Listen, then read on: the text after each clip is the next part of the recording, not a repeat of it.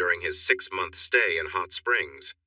As usual, she filled his cup right to the top without looking. When she didn't walk away, he glanced up at her. "Julie?" he asked her directly. She sighed and offered a small smile. "I guess you know me too well, sweetie. I have a favor to ask." "Of course, I'll do anything for my favorite waitress, especially on our last night together. Well, unless you want to run away with me," he joked lightly. When she gave him a hesitant smile instead of the usual playful banter, his mood shifted to concern. "Really, Julie, what can I do for you?" "Don't turn around, but there's a young woman in the last booth who needs your help. She's our daughter's best friend, and I've come to know her over the 3 years she's lived nearby. She's a good girl in a tough spot, and I don't know anyone but you who can help her." Chris's expression turned serious. "What's going on, Julie? This isn't like you, and you know I'm leaving tomorrow for work. I can't stay and help anyone. You'll need to ask someone else." Without answering, Julie waved the young woman over, signaled for her to sit, and then took a seat herself.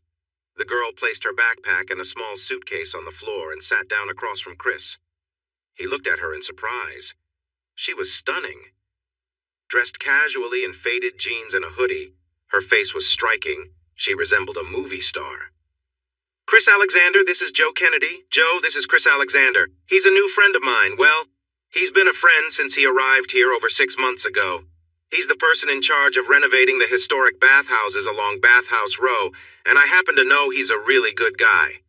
Trustworthy and mature," his boss said when he visited the job sites. "Chris, Joe is a star athlete at Hot Springs High School who graduated with high honors. She's a wonderful person, smart, and very mature for her age.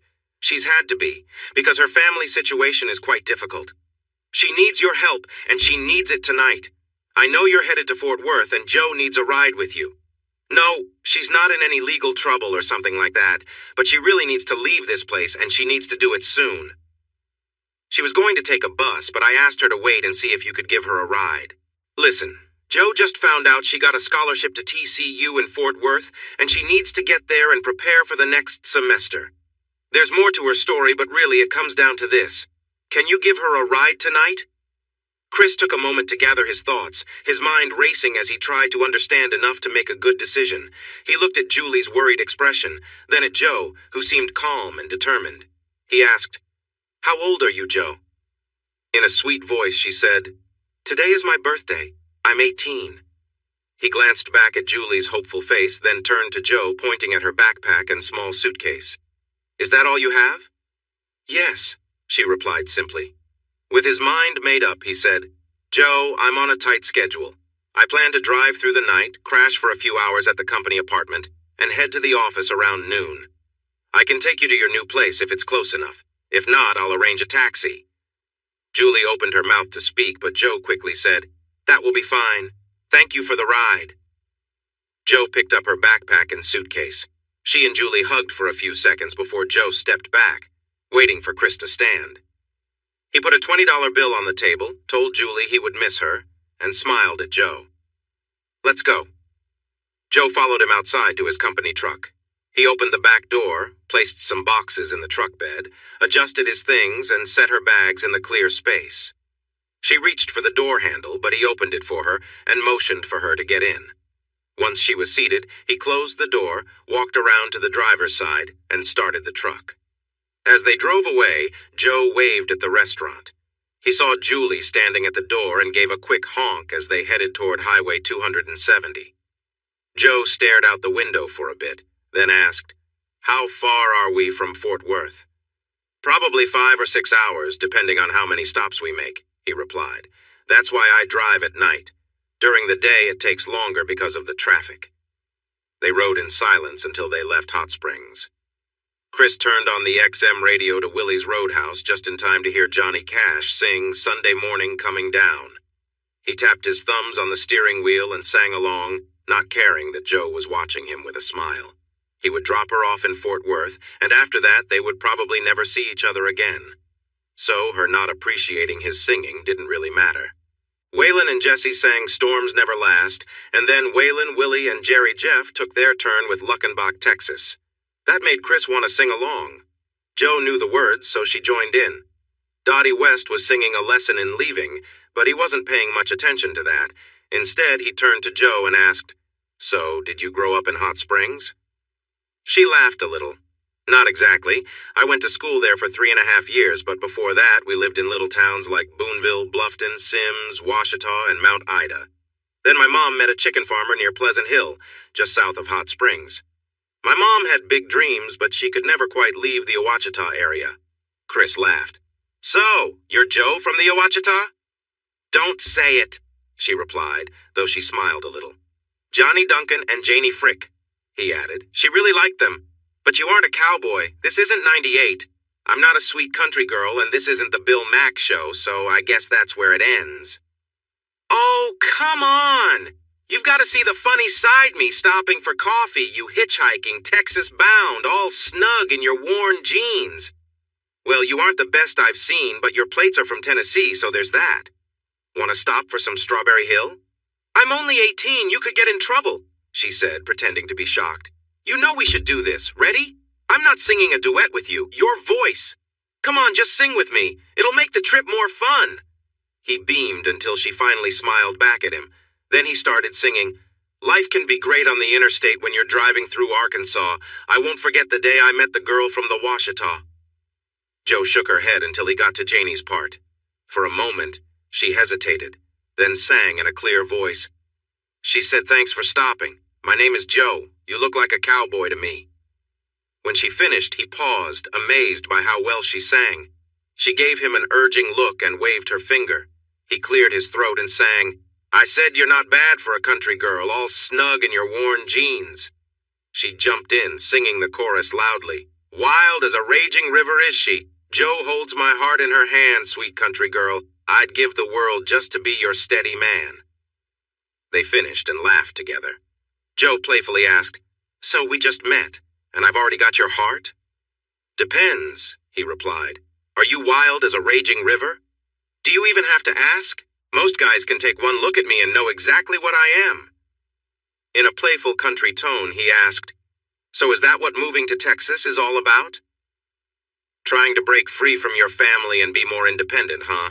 he asked with a playful smile, but she looked away, her expression changing. "I was just joking. Julie mentioned you're a great student and got a scholarship for college. I didn't mean to upset you. I'm sorry." She turned back to him, looking serious. "You should know about this. It might be important later. Honestly, I'm trying to escape my mom's disrespectful boyfriend and his troubling sons. They started bothering me 3 years ago when my body started changing. I talked to my coach, who told the counselor, and they got child and family services involved. A sheriff came to check on things. The counselor warned them that anyone hurting a minor would face serious consequences and become registered offenders. The deputy took them outside and told them my family would call if anything happened to me. If they did not stay away, they could end up in front of a judge. They seemed to take it seriously, but about a month ago, they started reminding me my birthday was coming. I overheard them talking about a party for me that night. They mentioned drinks, drugs, and shady characters. They said they wanted to turn the celebration into something else entirely, and I would be at the center of it. My mom is struggling with drinking and drugs, and she thinks I need to grow up quickly. Her response when I tried to talk to her was that I needed to help out more. Honestly, she's never really protected me. So I began planning my escape, and Julie offered to help me until I get to college, just in case things got too tense before my birthday. She thought you might take me with you to Texas, and here we are." Chris sat still for a moment, focusing on the road. "You are quite a mystery, Joe. You seem like your age, but your life has made you much wiser than you should be. I can't imagine going through what you have and keeping it together like you do, or at least trying to. I have a feeling you will thrive at TCU just like you did at Hot Springs High School. What are you planning to study?" "I want to focus on education, but I'm also interested in psychology and human behavior. I hope to continue with graduate studies in counseling." "Wow! When I was your age, I was just trying to pass my first-year classes. You already have a plan for the next 6 years." She smiled. "I hope it doesn't take that long. I took a lot of advanced classes and have college credit already. I think I have 36 hours, but TCU won't accept 4 of them." He shook his head with a smile. "A mystery wrapped in wisdom. And I guess you think you're very smart too? What's your IQ?" I've been told I could join Mensa, but I'm not sure about that. What about you? You studied engineering in Tennessee and managed all those workers fixing the bathhouses. You must be smart too, she said, raising her eyebrows in curiosity. I'm not Mensa material, but I'm not slow either. I actually have a degree in engineering technology management, focusing on construction management.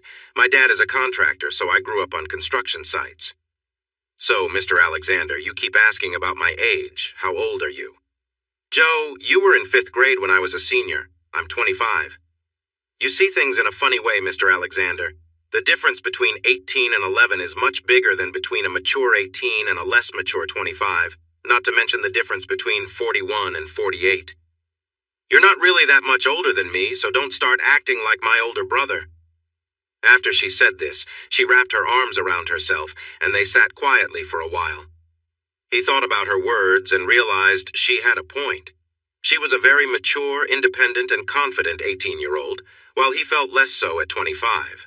Sure, he was confident around construction, but in social settings with women his age, he felt shy and unsure. He hadn't always felt this way.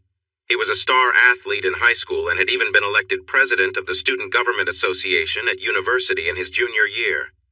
He made the dean's list every semester, was part of a popular fraternity, and had many girlfriends before he fell in love and it all went wrong. His sigh caught Joe's eye. Do you want to talk about it? I'm a good listener. He let out a forced chuckle. I think I'll pass. It's something I want to forget. Something or someone? She probed. What's her name?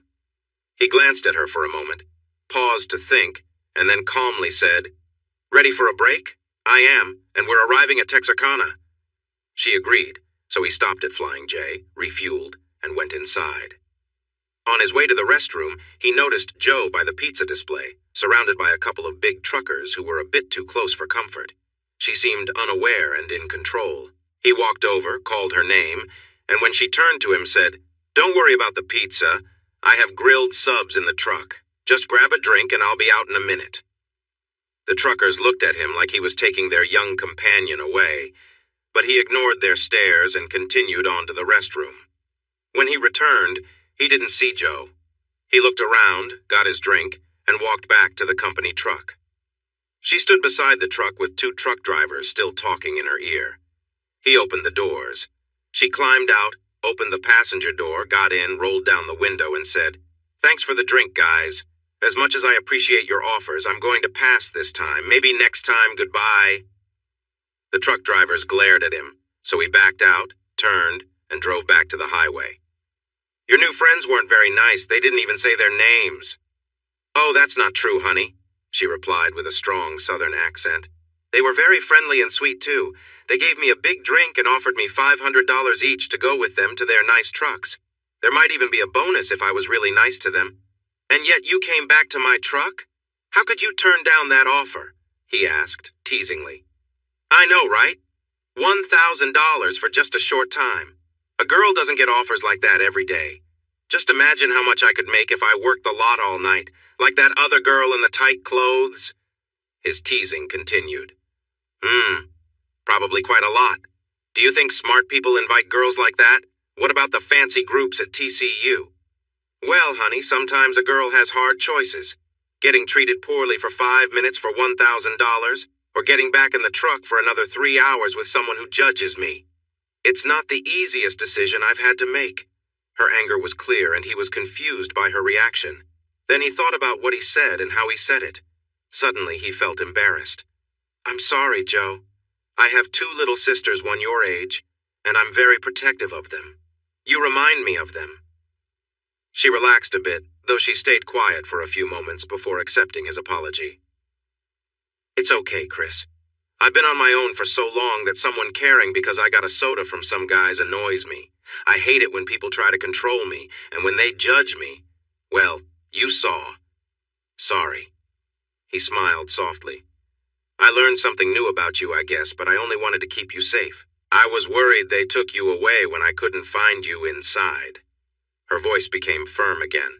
Don't worry about me with people like that. My high school coach got me into martial arts when I turned 15 and started looking more like a girl. She knew the family I was living with and that I needed to be able to take care of myself. It turns out I'm quite good at it, though my teacher doesn't like how fierce I can get when I'm angry.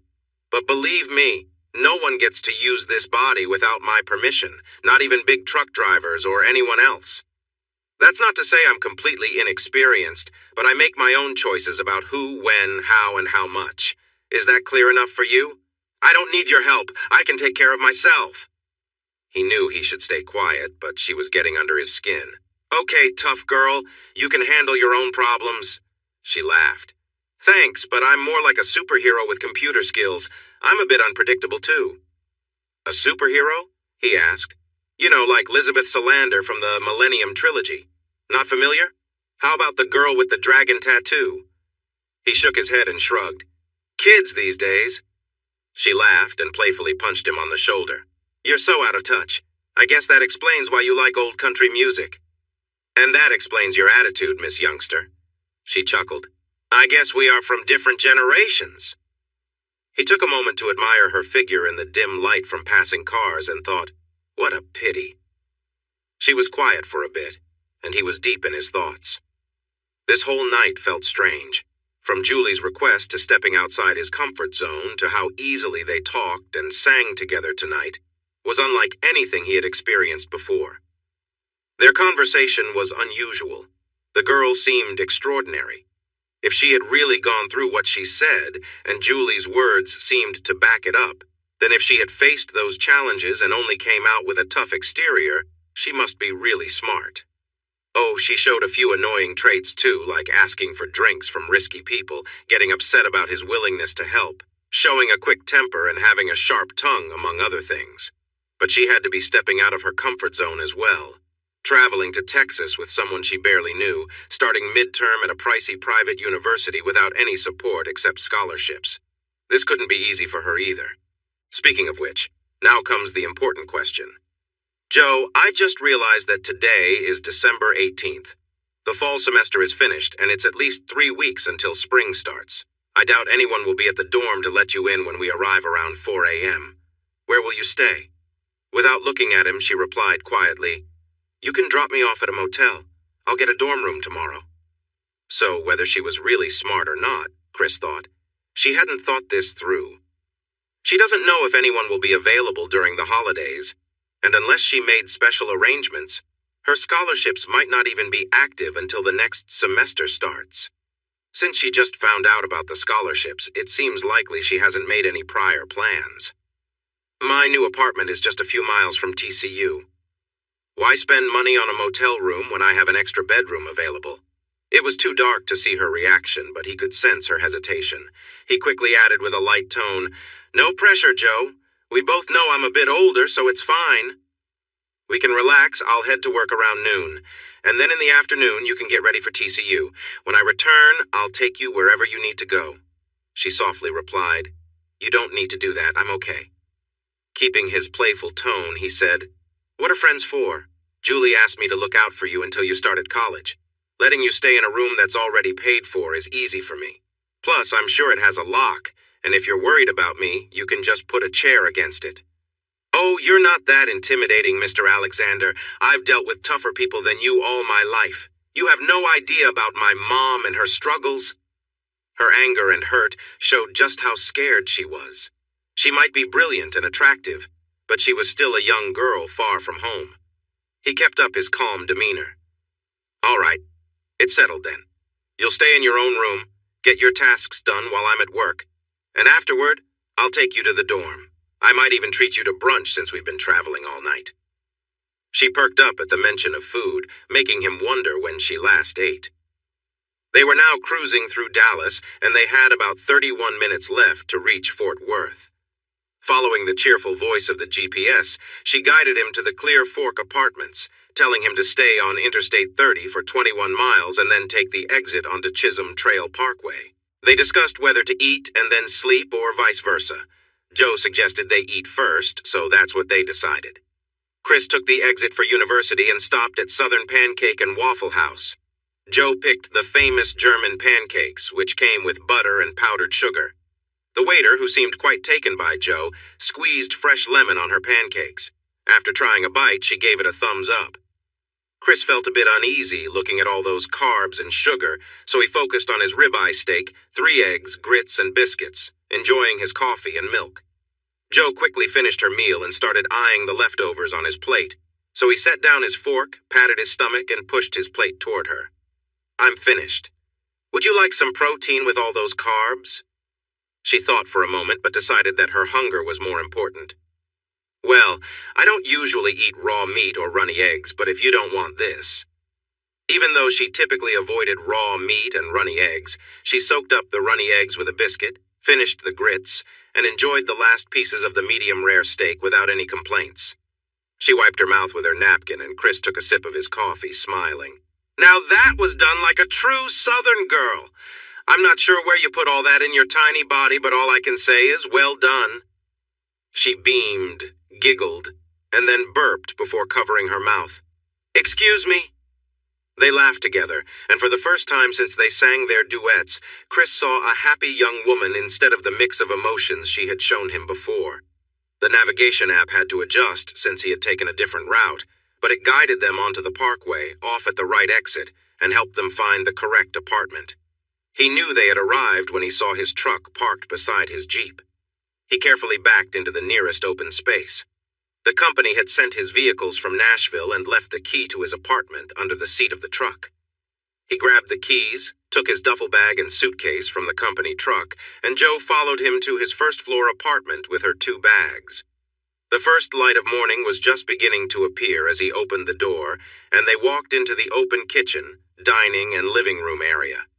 The apartment looked nice with dark wood floors and stylish granite counters. The appliances were shiny metal, and the walls were painted in attractive colors. Chris felt impressed, but a bit disappointed.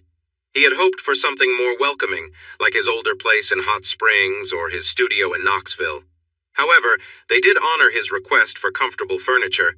He disliked the big, fancy couches and chairs his wealthy friends preferred. Joe was amazed. She stood just inside the door, taking in her surroundings.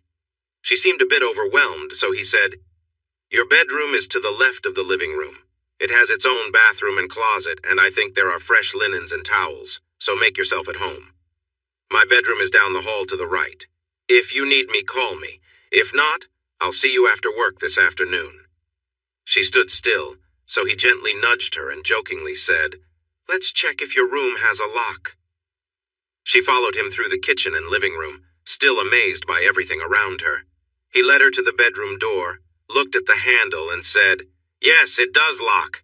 Looks like you'll be safe after all." Then she caught herself and said, "I could handle you, Alexander. Just try me." She pushed past him into the room and closed the door firmly, but not before hearing him say, "I get it. You decide everything. Good night, tough guy." He arrived at the office at 1 o'clock, just in time for a meeting with his boss and several higher-ups. He wasn't expecting so many people and felt a bit nervous sitting at the table with them. They seemed to know a lot about him and appreciated his work on the Bathhouse Row renovations, which he finished on time and under budget. The big boss, Trey Beck, shared their goals and what they hoped for him in his next project. At just 25, with only 3 years at the company, it was surprising to be treated almost like an equal by such important people in a major construction company. While he had spent 10 years learning about construction with his dad's business back in Tennessee, he still felt like a small player mingling with the top management of a Fortune 500 company. After the meeting, they wrapped things up around 3 o'clock. He had gone through an introduction to management practices and learned about the latest technology used in construction. He felt he did well on that part, but he sensed they might have already known the answers to their questions. There were subtle looks exchanged among the managers, making it feel more like a surprise test.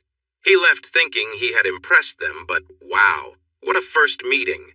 After the formalities, the tone became more relaxed. Trey Beck invited him to bring a guest to the country club for dinner and dancing on Friday night. Tony Snowden and his wife wouldn't be there since they were going on vacation, but the rest would attend. Their wives would join, but no kids, and the dress code was cocktail. They said their goodbyes, and he headed to his truck. He wanted food and drinks right away. Then, he needed to find a date for Friday night who could fit in with the wealthy crowd at the country club. He knew many suitable young women back in Tennessee, but here, he wasn't sure. He didn't know where to begin. Remembering he needed to take Jo to her dorm, he decided to invite her out for a meal before dropping her off. Jo was happy to see him but seemed a bit shy. She wore jeans and a light blue hoodie with sporty shoes that matched. She looked cute, but there was a worried look on her face. "Is everything okay, Jo?" Sort of," she answered slowly. Then she took a deep breath and said, "The dorms don't open until January 7th, so I found a low-cost motel to stay at until then. You can take me there." He had guessed it. How do I handle this? He thought. She would rather struggle than accept help, so... "I see you have your bags ready. Can we grab a bite to eat before you check in? I'm pretty hungry." "Sure, but I need to check in by 7 or I lose the room," she replied, sounding more confident. "Great. Is it okay to take the Jeep?" "Is that your bright orange Jeep?" she said with a teasing smile. "I thought it belonged to a young college kid." "It belongs to a proud 22-year-old student at the University of Tennessee," he replied. "The color is a bit bold, more like the other UT in Austin, but it was the best I could find back then." She laughed and looked surprised. "You were 22 and thought that was cool? You really are a bit childish, aren't you?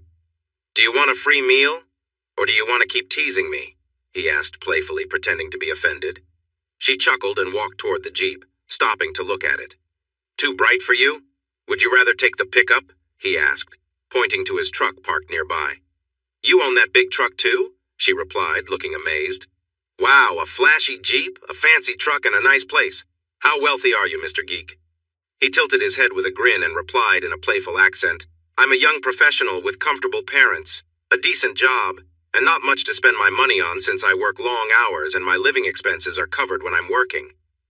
"So what if I have 3 vehicles and a big apartment all to myself? I enjoy nice things, I have the means, and I like to treat myself. But if I can get you to hop in one of these, I'll gladly treat you to dinner."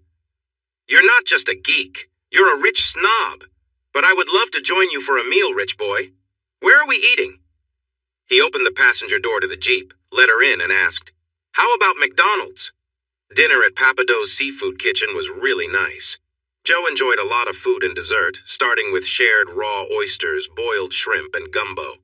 They also shared a seafood platter and enjoyed a turtle fudge brownie with pecans and vanilla ice cream. Jo was full of excitement from the moment he politely seated her.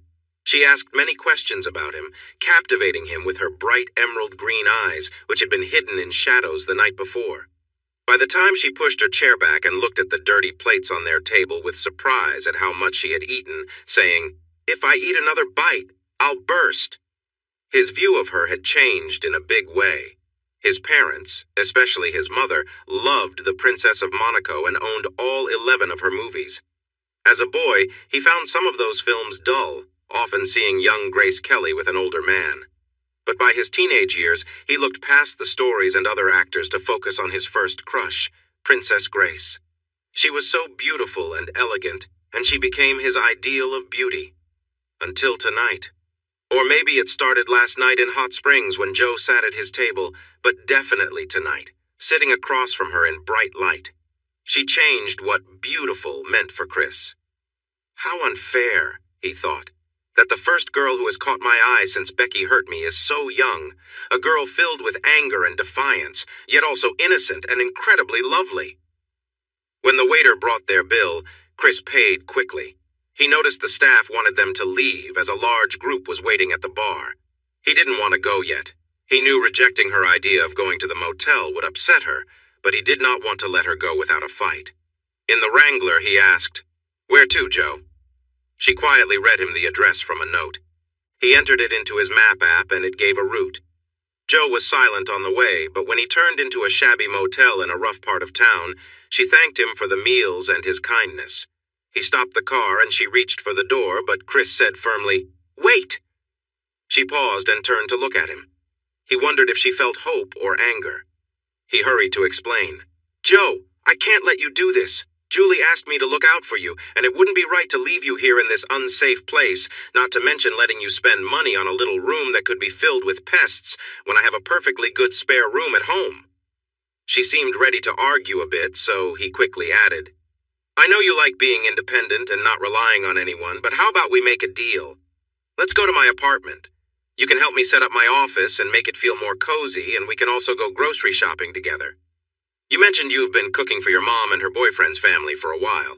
I'm not a great cook, but I'm okay with grilling and I can make a nice breakfast. I could really use your help while I get my new apartment and job ready. I'll be working from home for the next 2 days to set up my office, review the policy manual, and look over the early plans for my next project. Your help would be great.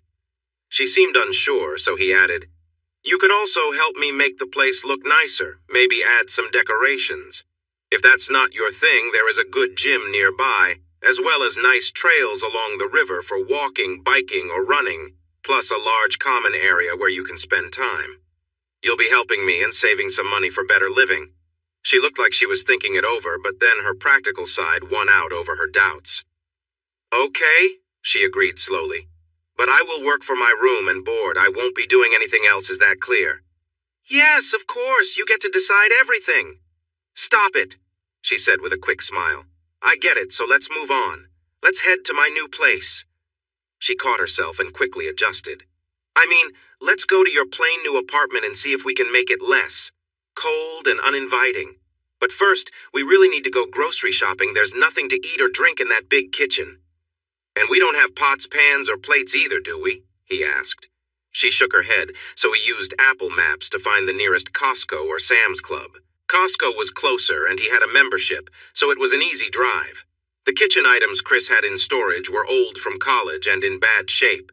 He had hoped to include them in the high rent, but since that didn't happen, he decided to buy new things a young professional should have for entertaining. They started with kitchen tools and then picked out tableware and dining supplies. She had a good eye, read the labels carefully, and chose items that matched or looked nice together. Soon, their apartment filled up with boxes, so she went to get a cart for grocery shopping. Buying in bulk at Costco was more than what a single guy needed, even with a roommate who loved food. They decided to get essential items there and shop for the rest at a regular grocery store. This choice took them to a nearby town called Burleson, which had an H-E-B grocery store. Chris's friends at Hot Springs were from South Texas and often talked about how great H-E-B was, comparing it to local stores. He was eager to drive a bit to check it out. It had everything they promised, a wide variety of items and good prices. With no budget limit, Joe quickly filled the cart with healthy foods and tasty, ready-to-make meals from the store. They also picked up bags for the milk, fresh orange juice, and refrigerated and frozen goods, then loaded everything into their Jeep. On a different route home, they drove past new neighborhoods where 2-story houses stood close together with narrow gaps between them. He mentioned he wouldn't want to live in a place like that, and she quizzically looked at him but agreed. As they moved north on Hewlin Street, they passed a large mall with Dillard's and Macy's as the main stores. Noticing how few clothes Joe had with her, he made a note to address it later. He hoped she wouldn't show up at TCU looking unkempt. A young woman like Joe would feel embarrassed if teased about her clothes. She chatted cheerfully about things they needed for their place while he listened to her lovely voice. He considered her ideas but only spoke when she asked. He hadn't really explored the apartment yet. He hadn't even seen the bedroom he intended to use as an office. Joe had spent all day there. What could he tell her? When they arrived at the apartment, Joe quickly grabbed her backpack, suitcase, and some food bags and raced to the door. He picked up more food bags, feeling frustrated when he realized he would have to set some down just to get his key and open the door, only to find it already open. "Did we leave it unlocked?" he asked, as he placed the bags on the counter. "Oh no, I used your spare key to look around today and forgot to put it back," she said casually. "So I let us in." For the next 20 minutes, Chris carried in the groceries while Joe organized everything. Once all the items were inside, he helped finish putting things away according to her system. By 9:30, the kitchen looked as tidy as his mother's, which was impressive. Joe placed her hands on her hips, looked around, and asked, "Well, what do you think?" "It looks great. Your organization really makes sense to me, and I think I'll be able to find things, thank you." Joe gave him a thoughtful look, tilted her head, and said, "What do you say to a mug of hot chocolate before we head to bed?" Even though he was tired, he thought that sounded wonderful. He took out the milk, she added the chocolate, heated it in the microwave for a bit, and sprinkled some tiny marshmallows on top. He sat on a bar stool, she on another, and they enjoyed their warm drinks in a comfortable silence. Jo was seated across from him, gazing out the window by the sink. She seemed lost in the lights outside, so Chris took a moment to look at her. The lights reflected off her hair, giving her a warm glow. Deep in thought, she sipped her hot chocolate and stared out while he admired her. Her soft features sat above a slender neck and well-shaped shoulders. The loose hoodie she wore kept things modest, but he could see hints of her figure. Her fitted jeans highlighted her flat stomach and well-shaped legs, leading down to small ankles and feet. Even her toes, which he usually wouldn't pay much attention to, looked perfectly arranged, painted a light blue with sparkly silver. The best word he could think of to describe her was adorable, but it didn't quite capture her whole beauty. He found himself wanting to see her face turned toward him, with a perfect outline around it, sure that it would suit her just as well as those famous figures from the past. Maybe he gazed a bit too long or held his breath, but Jo came back to the moment, looked at him, and asked seriously, "Why are you looking at me like that, Chris?" He wanted to be honest, but worried how she might react, so he gave her a big smile and teased, "You're not too bad for a country girl in those jeans."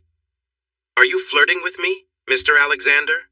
she said playfully, placing a hand over her heart in a dramatic gesture. He laughed. "No, Miss Kennedy, just sharing my thoughts." They went to bed soon after Jo called him out on his teasing, and both fell into a deep sleep that brought on dreams. His dreams were unclear and jumbled when he tried to think about them the next morning. Lying there, he thought about the mixed feelings he had for the young woman who had unexpectedly taken over his thoughts. The wish to care for her was still strong, just like that important night, but his feelings for her had grown deeper. Lying in bed thinking about her wasn't helping, so he got up at 6:30. He started making coffee and moving around the kitchen, opening and closing cabinets to find what he needed for breakfast. She walked into the kitchen, rubbing her eyes. Her hair was messy, and she wore a big white football jersey with black and gold numbers, along with white socks. She looked really cute. "Why are you up so early making noise? I thought you didn't work today," she asked sleepily. "It's almost 7. I never said I didn't have to work. I'm just setting up my office here." "Sorry for the noise. I didn't think you'd hear me through the closed door. I had to search for the pans I needed." "Stop being so cheerful and give me some coffee," she said with a slight pout. "Not a morning person, huh?" She nodded in agreement, her expression showing a mix of annoyance and tiredness. He handed her a cup of coffee, some sugar, and a bottle of flavoring she bought last night. "Need anything else for your coffee?" "You tease me at your own risk before I have my coffee," she mumbled before taking a sip. Chris turned back to breakfast and asked, "I'm making scrambled eggs, sausage, grits, and biscuits. Do you want some?" She definitely did. 2 of each. He shook his head at how much she could eat and still stay so slim. It was another mystery about her. As she ate, she praised the breakfast, her enjoyment clear from the happy sounds she made with each bite.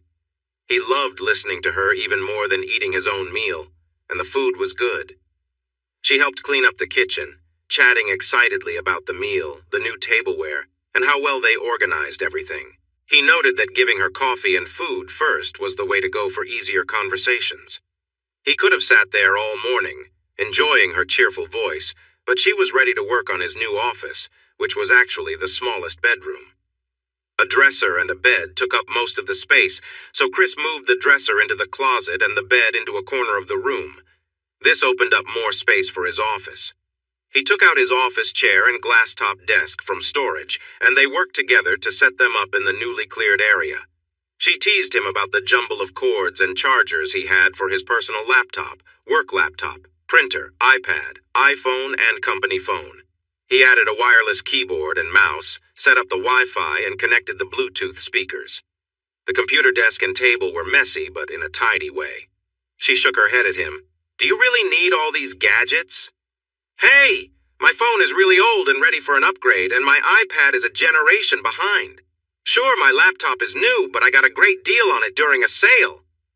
She pulled an old iPhone from her pocket and held it up. "Yours is a XS, mine is a 6S, but it still works great." He laughed, but then turned serious and asked, "Do you have a laptop for school?" She looked away. "No, but I think the school has some." My other Dell is tucked away in the closet.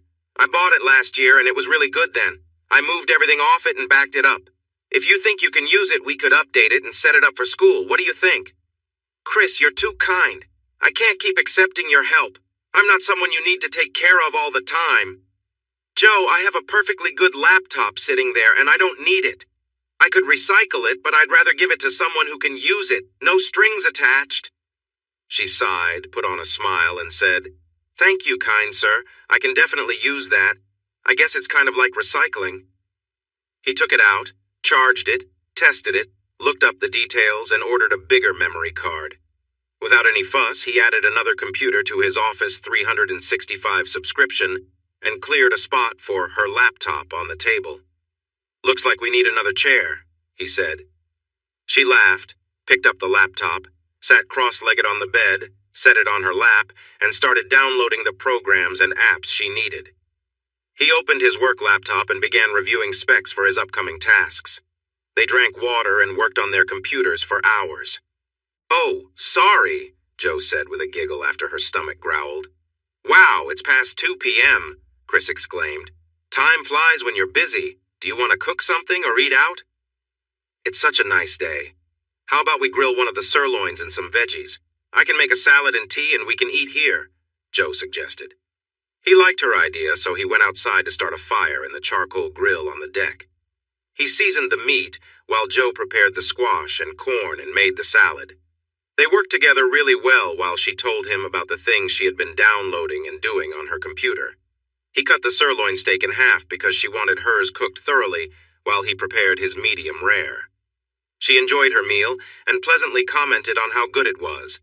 He found himself liking the little sounds she made when she was happy, but quickly thought, No, don't go there. She's not just someone to flirt with. Then he realized that she would soon be the type of girl that many guys would notice, and that thought made him frown. After finishing their meal, they decided it was time for a workout, so they changed into shorts and to shirts. Chris felt a rush of surprise when he saw her in her workout clothes. She looked fantastic, especially her legs. They looked great in jeans, but even better now. What he could see under her hoodie didn't do her justice. He didn't know her size, but in her tank top, she looked just right for her shape.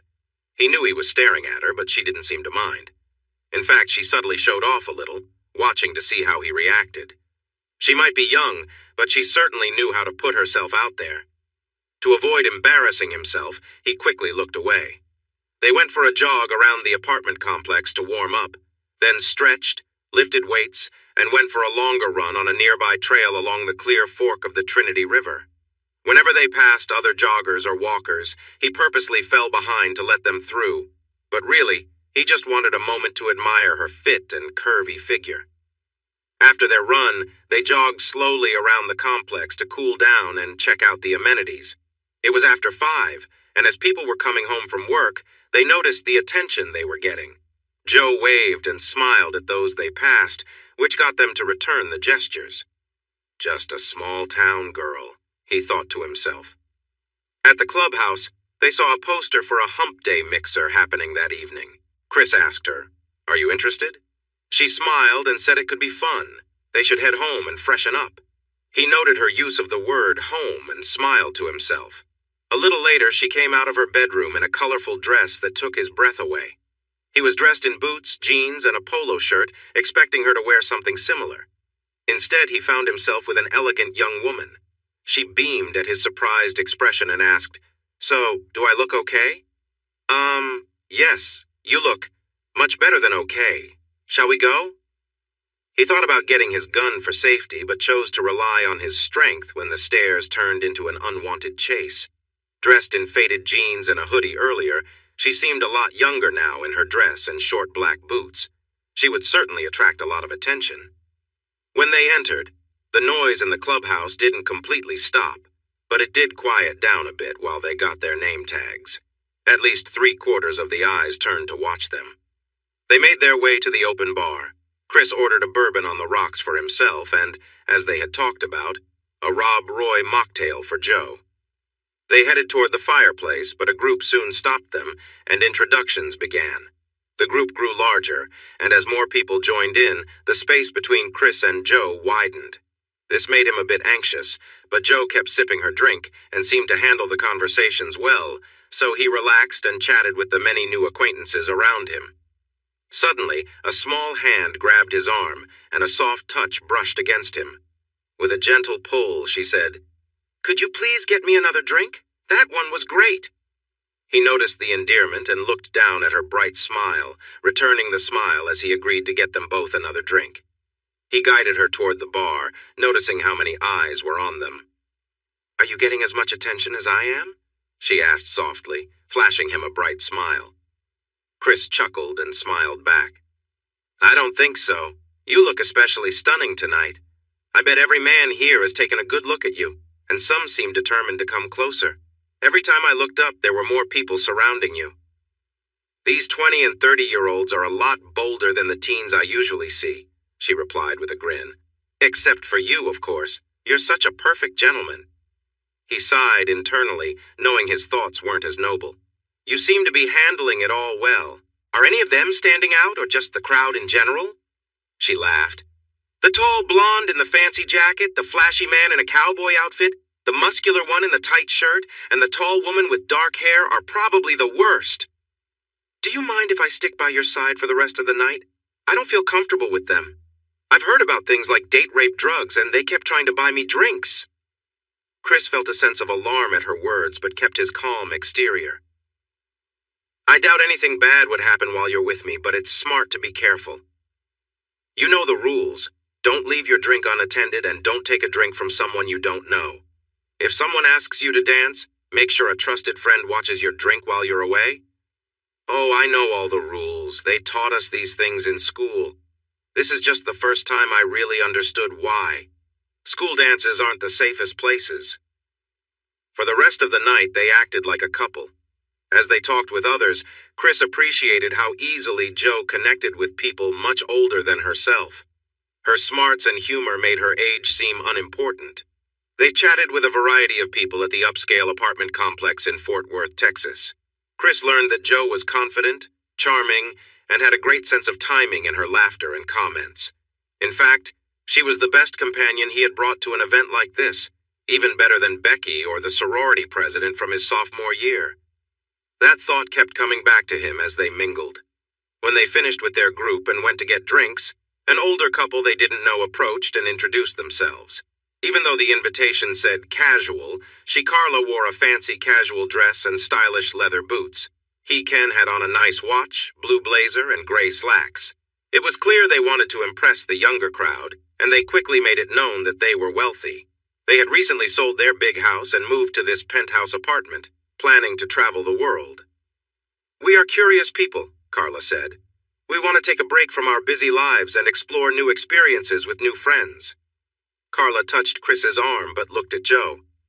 "Our children are away at school, and we won't be traveling until mid-January.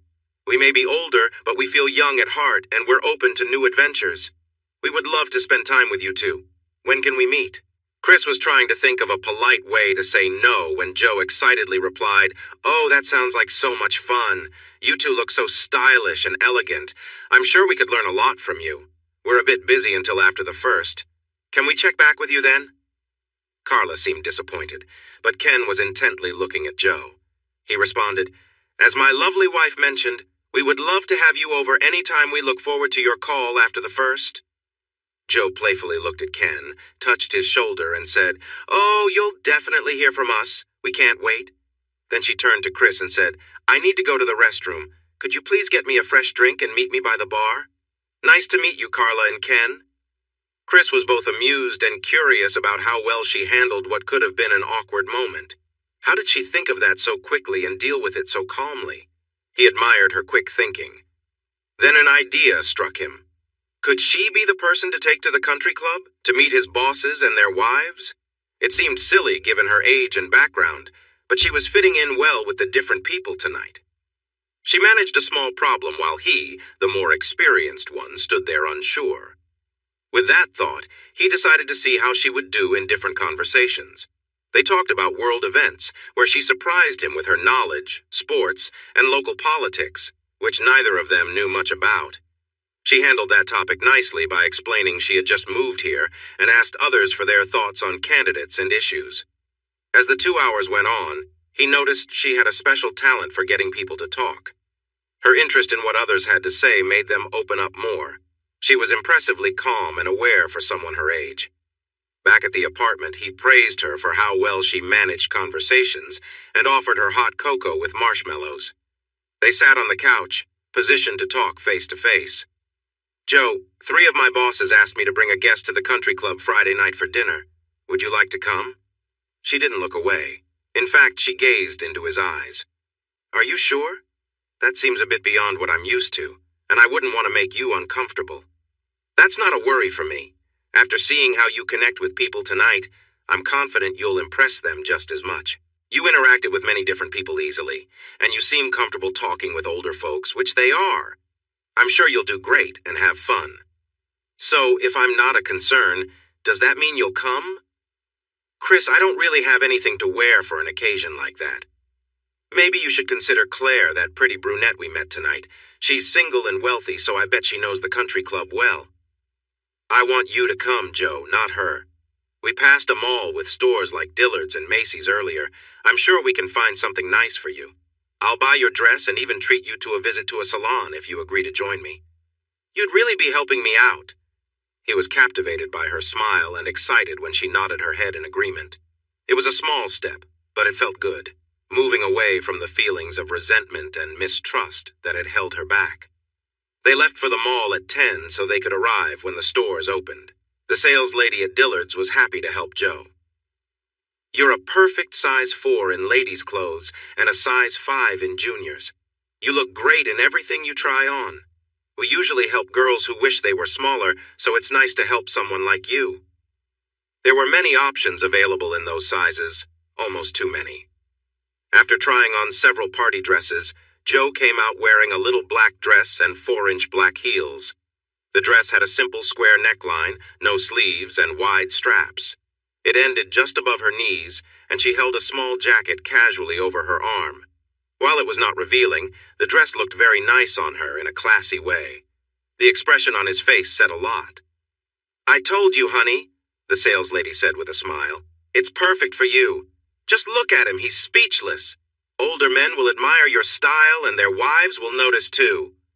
They walked away laughing, happy with her choice. A few moments later, they called him to the front so he could pay for the little black dress and the black sweater dress with red and white trim and buttons that he was eager to buy. She had tried it on earlier, and at his request, she modeled it again, asking if she should get it too. He nodded. The smiles on Joe and the sales ladies' faces showed that they could tell he liked the sweater dress and the knee-high boots, and they were enjoying teasing him with it. The 2 dresses and boots she had chosen were all on sale for the holidays, and he was glad that they cost less than the other dresses in the store, but looked even better. The sales lady gave Joe her card and told Chris it was a pleasure to assist them, encouraging them to come back any time. The mall was getting busy, and Joe was ready to head out. He suggested they check out Macy's sale for some casual outfits she could wear to class or at social events. She looked at him, but saw only genuine care in his eyes. Enjoying the shopping and his reactions, she smiled and said, "Okay, if you want to treat me, I'm all for it." But there was a challenge. There were so many great choices, and she looked fantastic in each one. He would have gladly bought her all 18 outfits she tried on. She told him that if he wouldn't choose, she would. Since he couldn't decide, she picked 5 outfits that got the most reactions from him and the crowd watching her model. She also got a comfy jumpsuit she liked. They carried the things they bought to Chick-fil-A, enjoyed some sandwiches, and then went back to the apartment. Joe went into her room and he could hear her moving around. "So, am I going to get a fashion show now?" he asked with a smile. She popped her head out and asked, "Really?"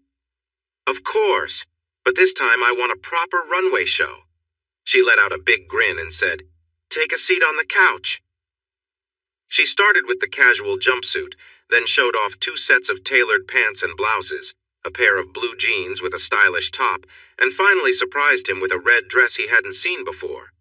"You just saw the little black dress, so this is my last one," she said, returning in a cozy sweater dress. As she walked around and wore the clothes, he held a throw pillow in his lap the whole time. The last two dresses changed everything for him. To make things more interesting, she played a DVD called Ballroom Dances. "These are the kinds of dances we might see at the country club, right?" He nodded in agreement.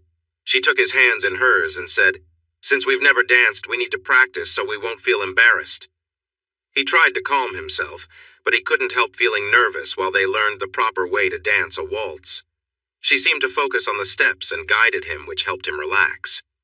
Chris's family had taught him ballroom dancing, as was expected in their social circle. It surprised him that Jo, a girl from a quiet area, was even better at it than he was.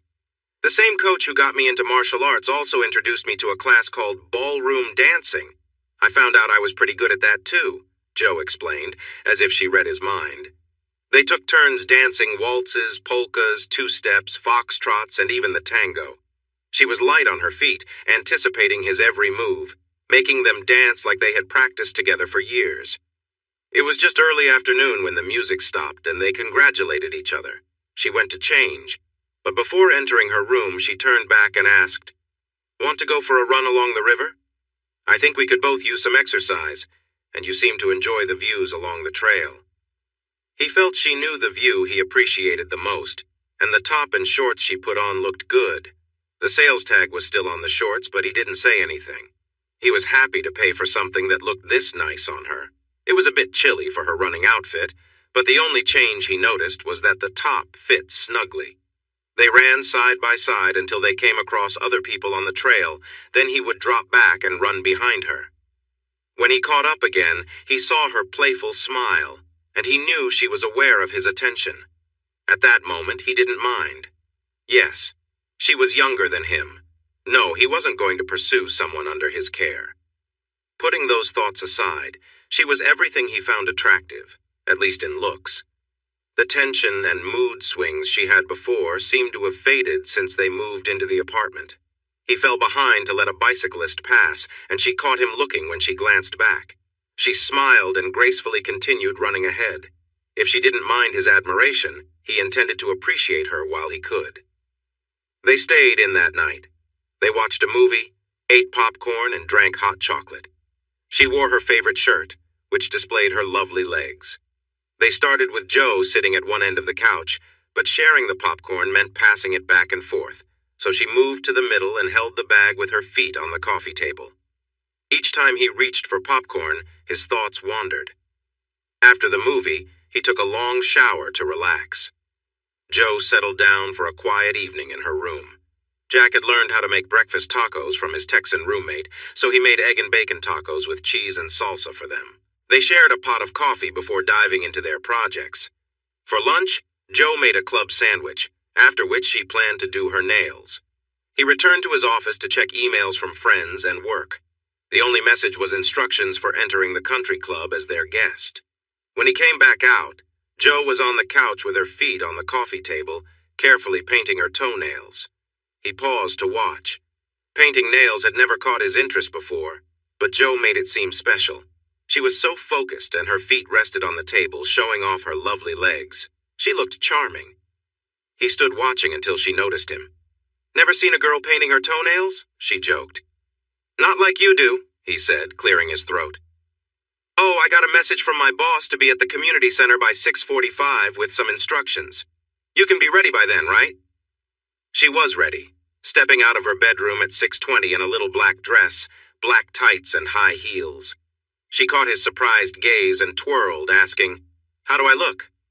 "Not bad for a country girl," he said modestly, thinking she seemed more like a city girl. She smiled brightly, asked him to help her with her jacket, and they headed to the truck. He mentioned that getting in and out of the truck in that dress without being too revealing would be tricky, but he thought the step bar on the truck would help. "Thank you for thinking of my modesty, kind sir. I haven't been in your nice truck before, so let's see how this works. Oops, sorry about that." He turned red and quickly got back to the driver's side, trying to focus on the road instead of her lovely legs peeking out from the dress. "So, what should we say our story is?" she asked. "Should we tell them the truth, or is that too awkward? Do you have another story you like better?" "I don't want them to think poorly of either of us," Chris said. I doubt they'll believe we're just friends, but I don't like lying either. What do you think?" "The truth. It's too hard to keep up with lies," she replied firmly. The valet was more than happy to help Joe out of the tall pickup truck and was rewarded for his service. She thanked him sweetly, leaving him momentarily speechless, and he stammered, "My pleasure, ma'am." Chris thought this was quite a compliment, considering the number of women the valet probably assisted each night. He walked to her, offered his arm, and led her through the front door. The host took their information and guided them to their table. His confident date clung to his arm, which tested his calm. There were many ways this could go wrong. Neither of them had to worry. The guests waiting for them were impressed by Chris's dark suit and amazed by Joe in her little black dress. This was the world Chris grew up in, so by the time everyone was introduced, he felt comfortable, even though they were his bosses and their spouses. Joe, given her age and background, had every reason to feel nervous. In fact, she should have felt out of place, but she didn't show it. Chris knew her well enough to notice the slight tension in her smile, but no one else did. She greeted everyone confidently and accepted handshakes and friendly gestures gracefully. She repeated each name after introductions to help remember them. Joe seemed calm, sure of herself, and relaxed. Sandra Beck turned to Chris, tilted her head, and said, "I see you don't remember me, but you were much shorter the last time I saw you. I bet you remember your mom receiving calls from Sandy on her birthday, right?" Chris looked surprised. "You're Sandy Hardy Beck, her sorority sister? Of course, I didn't connect the dots, but now it makes sense. You always sent us birthday cards and gifts. It's wonderful to see you again." She smiled brightly, and Chris turned to Trey. "Why didn't you tell me? I knew you and my dad were friends, but I thought it was just because of your work in construction. When I got the suggestion from HR to hire you, I called your dad. He said you were determined to succeed on your own, so he told me to keep you in the dark and see how you did. So if you're wondering about all the tough jobs in your first year, you can thank your dad." He laughed and added, "So far it looks like you're doing great, and I know everyone here agrees, even your teams, and they're usually tough on their bosses." Sandra reached out and gently touched his hand. "We're sorry for the surprise, dear, but we promised your mom and dad." Chris laughed loudly and replied, "All I can say is, it's a small world. This is a lovely surprise." By now, all the elders had drinks, so Trey signaled the waiter to take their order. Chris asked for his favorite bourbon on the rocks, and Joe chose a new favorite mocktail. Rob Roy with Coke instead of scotch, plus a little seltzer. This drew curious looks from the other ladies, but they didn't comment. Instead, they began to ask Chris and Joe a lot of questions. "So, you two make such a beautiful couple," Sandra Beck said excitedly. "How do you know each other?" Chris and Joe shared a chuckle and exchanged glances. Good thing they were ready for this. Joe said, "You should tell them." With a big smile, Chris started a simple version of their story. Chris was working in Hot Springs to help fix Bathhouse Row. Joe had finished high school early. She was living with a friend who introduced her to Chris. She needed a ride to TCU, and Chris offered to drive her. During the trip, they became friends. Chris noticed the frowns on the faces of the three men, so he quickly explained that Joe was 18 and had left a hard family situation behind. He assured everyone that their friendship was completely appropriate. While his explanation was honest, he knew it didn't give the full picture, and he expected the women would want to know more, which they did. Rebecca Elliott, the wife of Chris's boss, asked where Joe was staying. Joe explained that she was Chris's guest, using an extra bedroom until the dorms opened. In return, she was helping out with meals and cleaning. This made the women laugh and piqued the interest of the men, but Sue Schneider, wife of the COO, shifted the topic. "Joe, when you walked in, I thought you and Chris were the same age. Not that you look old, it's just that both of you seem so confident. How is it that someone your age carries themselves so well?" Joe glanced at Chris, who shrugged. It was up to her to share her story, and if she chose not to, he would support her. "I could tell you a lie to make Chris look better for having me here, but I won't. We promised to be honest," Joe said firmly, her voice steady. "My mother says my last name is Kennedy, but I have never met my father, so I can't be sure. Maybe it's just a name she picked during one of her rough times. Yes, I'm the only child of a mother who struggled with addiction.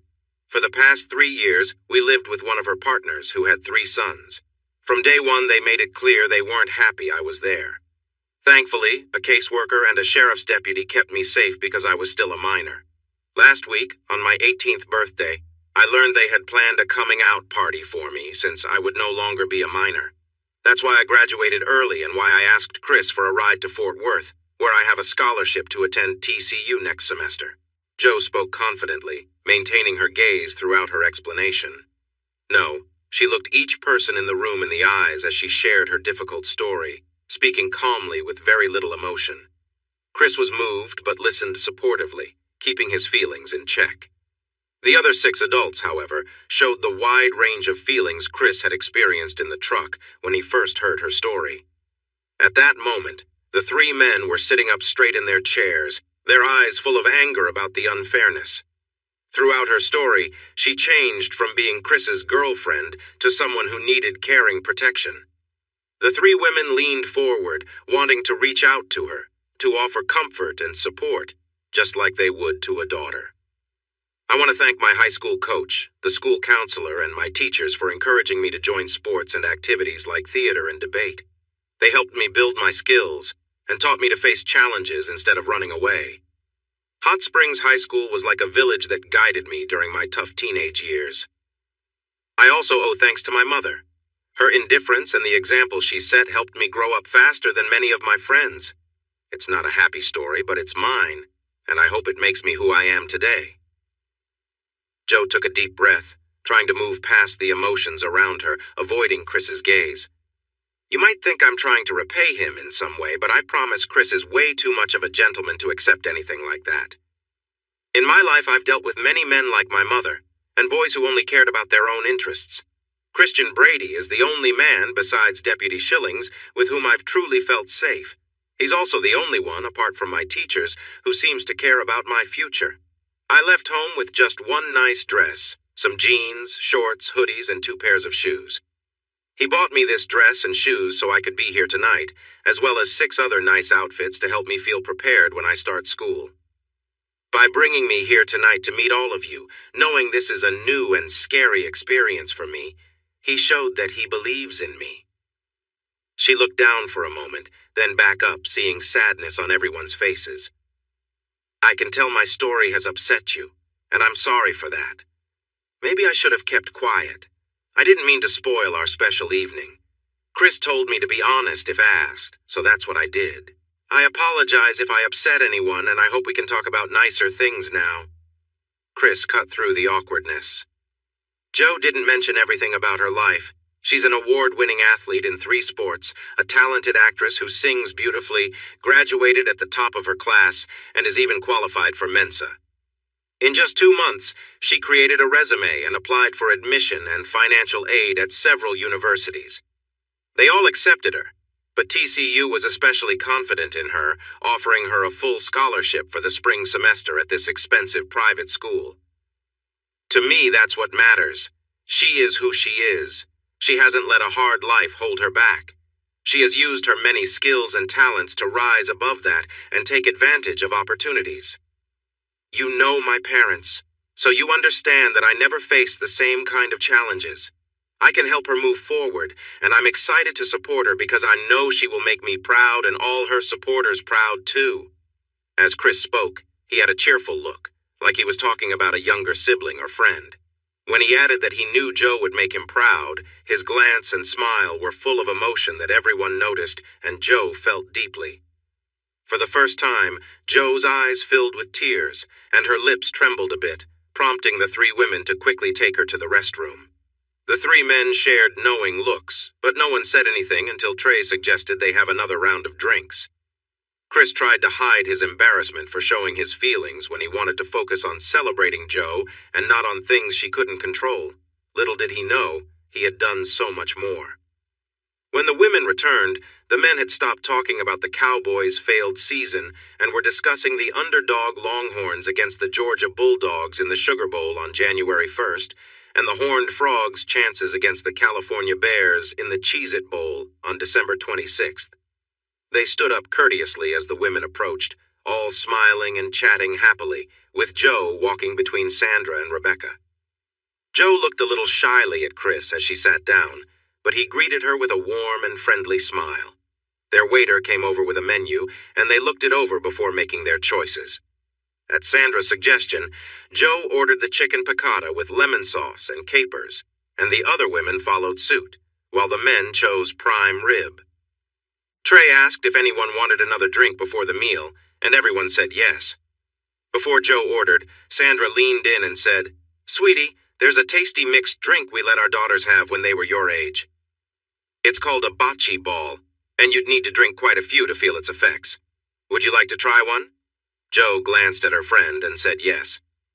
"And a bocce ball, but make it with club soda instead of vodka for this young lady," Sandra ordered. A bocce ball turned out to be a mix of orange juice, a splash of amaretto, and club soda. Joe enjoyed it and thanked Sandra. They probably shouldn't have served it to her, but she accepted it anyway. During dinner, Joe led the conversation, keeping it cheerful and light. She wanted to hear about everyone's families. Each couple shared their stories, and Joe listened attentively. She loved hearing about the joy their children and grandchildren brought them and asked them to share more. She wanted to know all the details about what made their families unique. The proud parents and grandparents happily shared stories, making their descriptions even richer. Chris was also interested in their family stories. He learned things that would help him be a better worker and friend, feeding his natural curiosity. But what impressed him most was Joe's talent for making people open up and share their stories, showing her genuine interest in even the small details. He admired how well she handled the more challenging moments of the evening, and wondered about her ability to bounce back so swiftly. Was it her charm at work, or did she have hidden skills? When the delicious meal arrived, the talk slowed down, allowing him to reflect on what he'd observed. Joe remained a mystery to him. After dinner, while they enjoyed another drink before the orchestra started, Sue Schneider asked about Christmas plans. Joe looked at Chris in surprise, as if she just realized it was December 22nd. "Well," Sandra asked, "what are your plans, Chris and Joe?" Chris glanced at Joe and then the others. "I wasn't sure how much time I would have off because of a new project, so we made plans back at Thanksgiving. My parents and siblings are driving down tomorrow in Dad's motorhome. They should arrive early on Christmas Eve. We're celebrating Christmas in my apartment, so I need to get a tree and some decorations in the morning. Like Joe says, my place doesn't feel very homey, but I hope she will help me make it welcoming." "Your parents are coming?" Joe asked in shock. "Why didn't you tell me? I don't want to mess up your family gathering. I can find a room somewhere." "Ha ha!" Sandra jumped in, wagging her finger at Joe. "If you do that, his family will come looking for you and bring you back." I spoke with Deborah on the phone right before we left, and she was really excited to meet the first girl Chris has mentioned since his engagement ended badly. Joe still looked worried, but Trey said, "Joe, they are the kindest people, and they will love you. Just relax and be yourself. You'll impress them just like you have everyone at this table tonight." As luck would have it, the orchestra began to play, and everyone got up to dance. "When were you going to tell me about this?" she asked, a bit upset as they danced smoothly together. "In the morning when we were going to get decorations. I thought you might react this way, but my family really wants to meet you. No pressure, Joe. They are truly nice people, and my little sisters promise they will be your best friends by Christmas."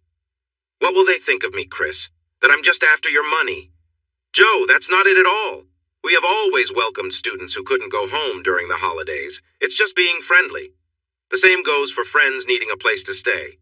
We Southerners believe in hospitality. It's not a big deal. They know you are staying in my spare room, and they don't mind at all. Please don't start doubting our friendship now." What did she mean by the first girl he's mentioned since his breakup? Have you talked to them about me? Of course. I talk to at least one of them every few days. I even sent them a picture of us at the mixer because they were curious about my new roommate. I see that look, but I'm being honest. My sisters think you look very nice, and they can't wait to be your friends. Mom and Dad just want to meet you.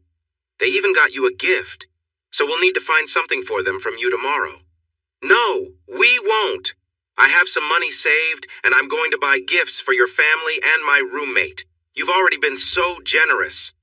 Okay, we'll shop as soon as the stores open. I'll show you some pictures of my family and what I already got for them. You can ask all the questions you want, and I might have a few ideas too. But as for me, just being my guest tonight and charming my bosses and their wives is the best gift you could give me. She tilted her head and asked playfully, "Is it really? The best gift I could give you, I mean?" She smiled, and he turned a bit red but quickly responded, "Are you flirting with me, Lady Joe?"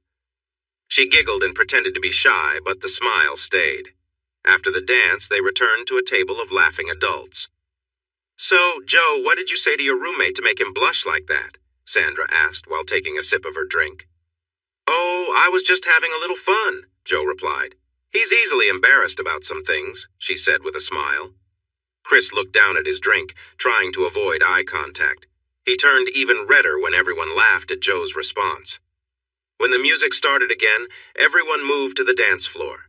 He felt fine dancing to the waltzes, foxtrots, and two-steps, keeping his distance while admiring her graceful moves. Then they played a tango, and watching her dance nearly overwhelmed him. She moved with such skill, and every time they separated, her hands would lightly touch his arms. It was hard not to get caught up in the moment. He wasn't the only one captivated. A small crowd gathered on the edge of the dance floor to watch her. His relief when the dance ended didn't last long, as the band switched to Rock Around the Clock. Joe danced with energy, and her beautiful dress really showed off her fantastic moves. Chris noticed less and less people on the dance floor, with everyone's attention now focused on them.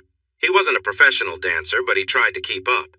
The band noticed the audience's interest and played longer than planned. They earned a loud round of applause when the song finally ended. Luckily, the music changed to a slow country two-step, bringing her into his arms. It felt nice to hold her close, but he wasn't used to such closeness, making him feel a bit flustered. As they turned together, she playfully leaned against him, then gently moved away. He looked down at her smiling face and realized she may have done that on purpose. Instead of letting him walk her to the table, she led the way, which helped him collect himself until they reached her seat. The men around watched her with interest, and the women noticed Chris quickly sit down, amused at his reaction to his dance partner. They knew their husbands were also captivated, but Chris had made it clear his relationship with Joe was just friends. It was both funny and embarrassing for him to be so clearly affected by her dancing. Sandra smiled, Sue giggled quietly, and Rebecca laughed softly. Chris couldn't help but blush even more. As often happens, the men started chatting with Joe, giving their wives a chance to wonder about the charming young man who danced with her. His questioning went on until his companion suggested it was time to leave for their last-minute shopping tomorrow. By then, he was relieved that he didn't hold any important secrets, or he might have shared them all. A group of young valets rushed to help Joe into the large pickup. They hung around while one of them assisted her into her seat, and she gracefully shifted her legs. Though her little black dress was modest, it still showed a lot of leg when she sat down. She knew this and flashed the boys a smile as a thank you. "I guess I won't need to tip the valet when you're with me," Chris said quietly. "I could barely get my keys, but you had 4 guys at your service." "Oh, so I'm your personal assistant now?" she teased. He figured it out. "Julia Roberts in Pretty Woman, right?" She laughed and nodded. When they arrived at the apartment, he opened the door to help her out of the truck, and he caught a wonderful glimpse. The view of her beautiful legs as she turned towards him was captivating. It got even better when she slowly got off the seat, placed her shoes on the step, and held onto his shoulder for support while taking his hand. He helped her down, and her dress fell back in place as he finally looked at her face. He couldn't tell if she was smirking or simply happy. They walked to the door together, her soft shoulder brushing against his arm. He unlocked the door, and she paused for a moment, stood on her tiptoes, and whispered, "I had a wonderful time tonight," before gently kissing his cheek. She opened the door and, for the first time, walked towards her bedroom with a lovely rhythm. He watched, feeling a mix of emotions. He needed another long, relaxing shower to ease the tension building inside him. She likely felt the same way. During breakfast, she asked him to show her all the pictures of his family on his phone and share stories about each family member. Then she looked at his mother and sister's social media pages. She was surprised to find his dad had a Facebook page, but noticed most pictures were of family, dogs, or hunting trips. Thanks to her earlier research, the shopping trip was quick and easy. She wouldn't let him see what she was buying, so he occupied himself with his phone while she shopped. She also wouldn't let him buy her anything else, even though they had just received an invitation to a private New Year's Eve party at the Clear Fork Clubhouse that morning. He had offered to get her something nice for the occasion.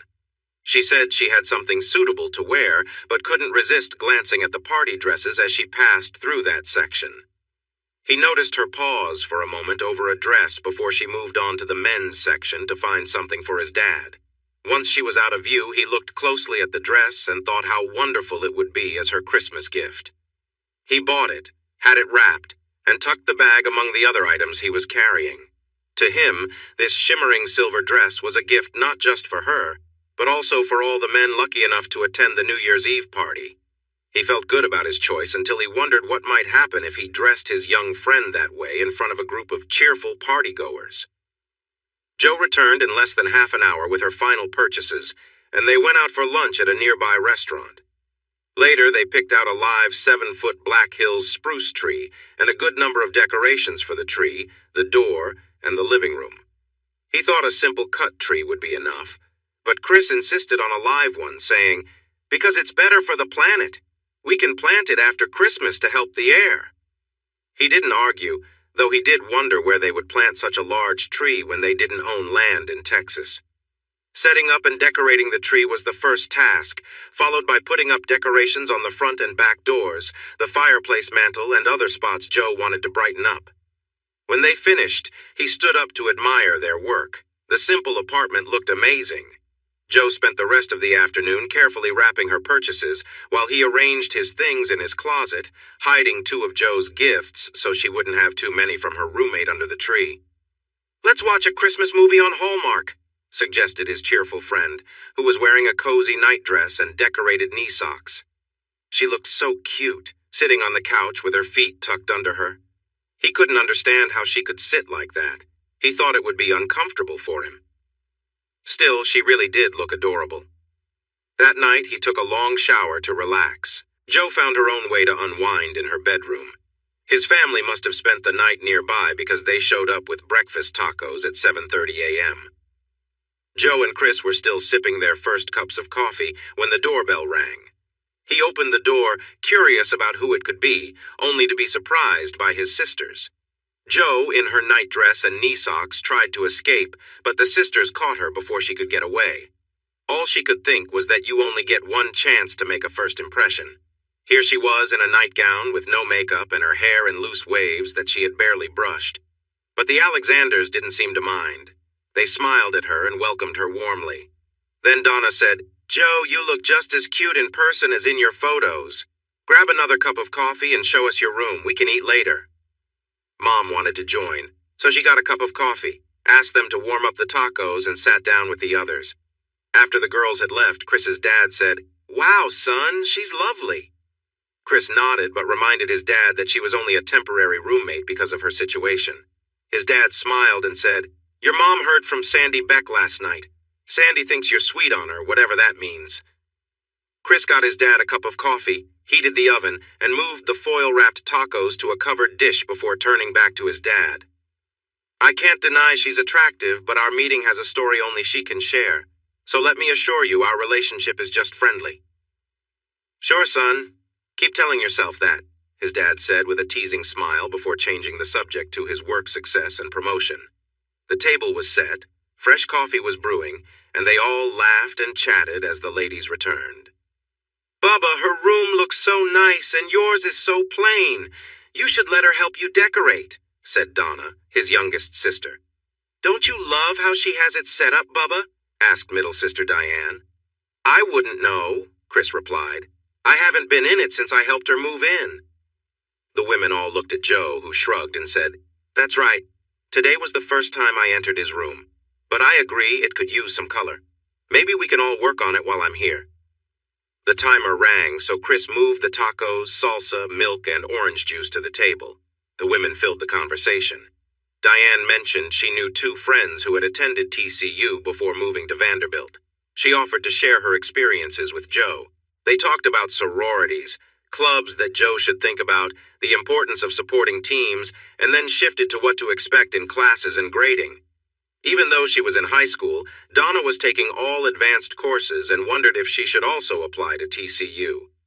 Then Diane would be in Nashville, and you all could see all three of us in one trip.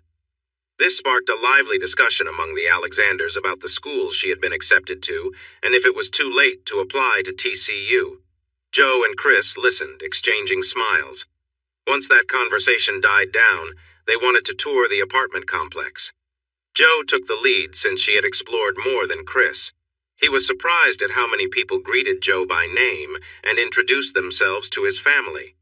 The family loved the facilities, and the three girls decided they should exercise in the gym and run along the river trail, since they felt they had been eating a lot without enough activity. They convinced Chris to join them and persuaded Mom and Dad to at least work out with us for a bit. After warming up and stretching, the four younger ones did intense weight workouts, stretched again, and then headed out on the trail while Mom and Dad continued their easier workouts in the gym. With his sisters by his side, Chris led the way on the trail while the girls followed. He wanted to follow Joe, but looking at his sisters felt awkward, so he took the lead. Then he heard Diane say, "I hate to say it, but Bubba really looks good these days. I haven't seen him in workout clothes for a while." Donna and Joe nodded in agreement, and Chris smiled as he reconsidered what he thought was awkward. After they showered, they decided to take Chris's Ram to TCU and explore the campus. None of them, including Joe, had ever been there, and they were all impressed by the beautiful and compact campus. They couldn't buy any TCU gear since the bookstore was closed until the 27th, but they enjoyed a meal at world-famous Dutch's Hamburgers, where they had burgers and onion rings with shakes. They then walked around the campus and the football stadium. The football team was in Phoenix for a bowl game, and the students were home for the holidays, so they managed to sneak into the stadium through a gate that was only loosely secured. Amon G. Carter Stadium was nice and small, but much smaller compared to Neyland Stadium, where Chris's Volunteers played. It had recently been updated, and there were plans for added seating and luxury boxes. Chris kept quiet, but he knew about the new construction starting in January since it was one of his projects. The other project was a new stadium for the Texas Rangers. He wasn't too excited about that one, but he was looking forward to the challenge. Back at the apartment, they brought gifts from the RV inside, and then Chris followed Dan to a nearby RV park where he had made reservations. After checking in and getting settled, they went back to the apartment. The ladies had beautifully arranged the gifts around the tree. Christmas songs were playing, and cookies for Santa were baking. The once plain apartment felt cozy and inviting. They had been invited to a small Christmas Eve party at the Becks' home. The ladies wore their best casual outfits, while the men chose jeans, sweaters, and jackets. Though they felt a bit less dressed than the women, they still received compliments. The party was lively, filled with many interesting people who enjoyed showing off. There was a bit of competition in how everyone presented themselves, but the Alexanders and their guests held their own and made positive impressions on most of the crowd, except for a few who were a bit too proud or jealous. Joe, Diane, and Donna skillfully handled unwanted attention and smoothly redirected any advances. Chris noticed that many women were quite forward with their interest in him. Dan and Deborah also attracted attention when they were apart, but their wedding rings helped keep the more aggressive flirts at bay, even on a bustling Christmas Eve. At midnight, they thanked their hosts and returned to the apartment to open one gift each. Diane, Donna, and Deborah chose large boxes with similar wrapping. Joe had a small box wrapped in silver that was labeled, "From Santa."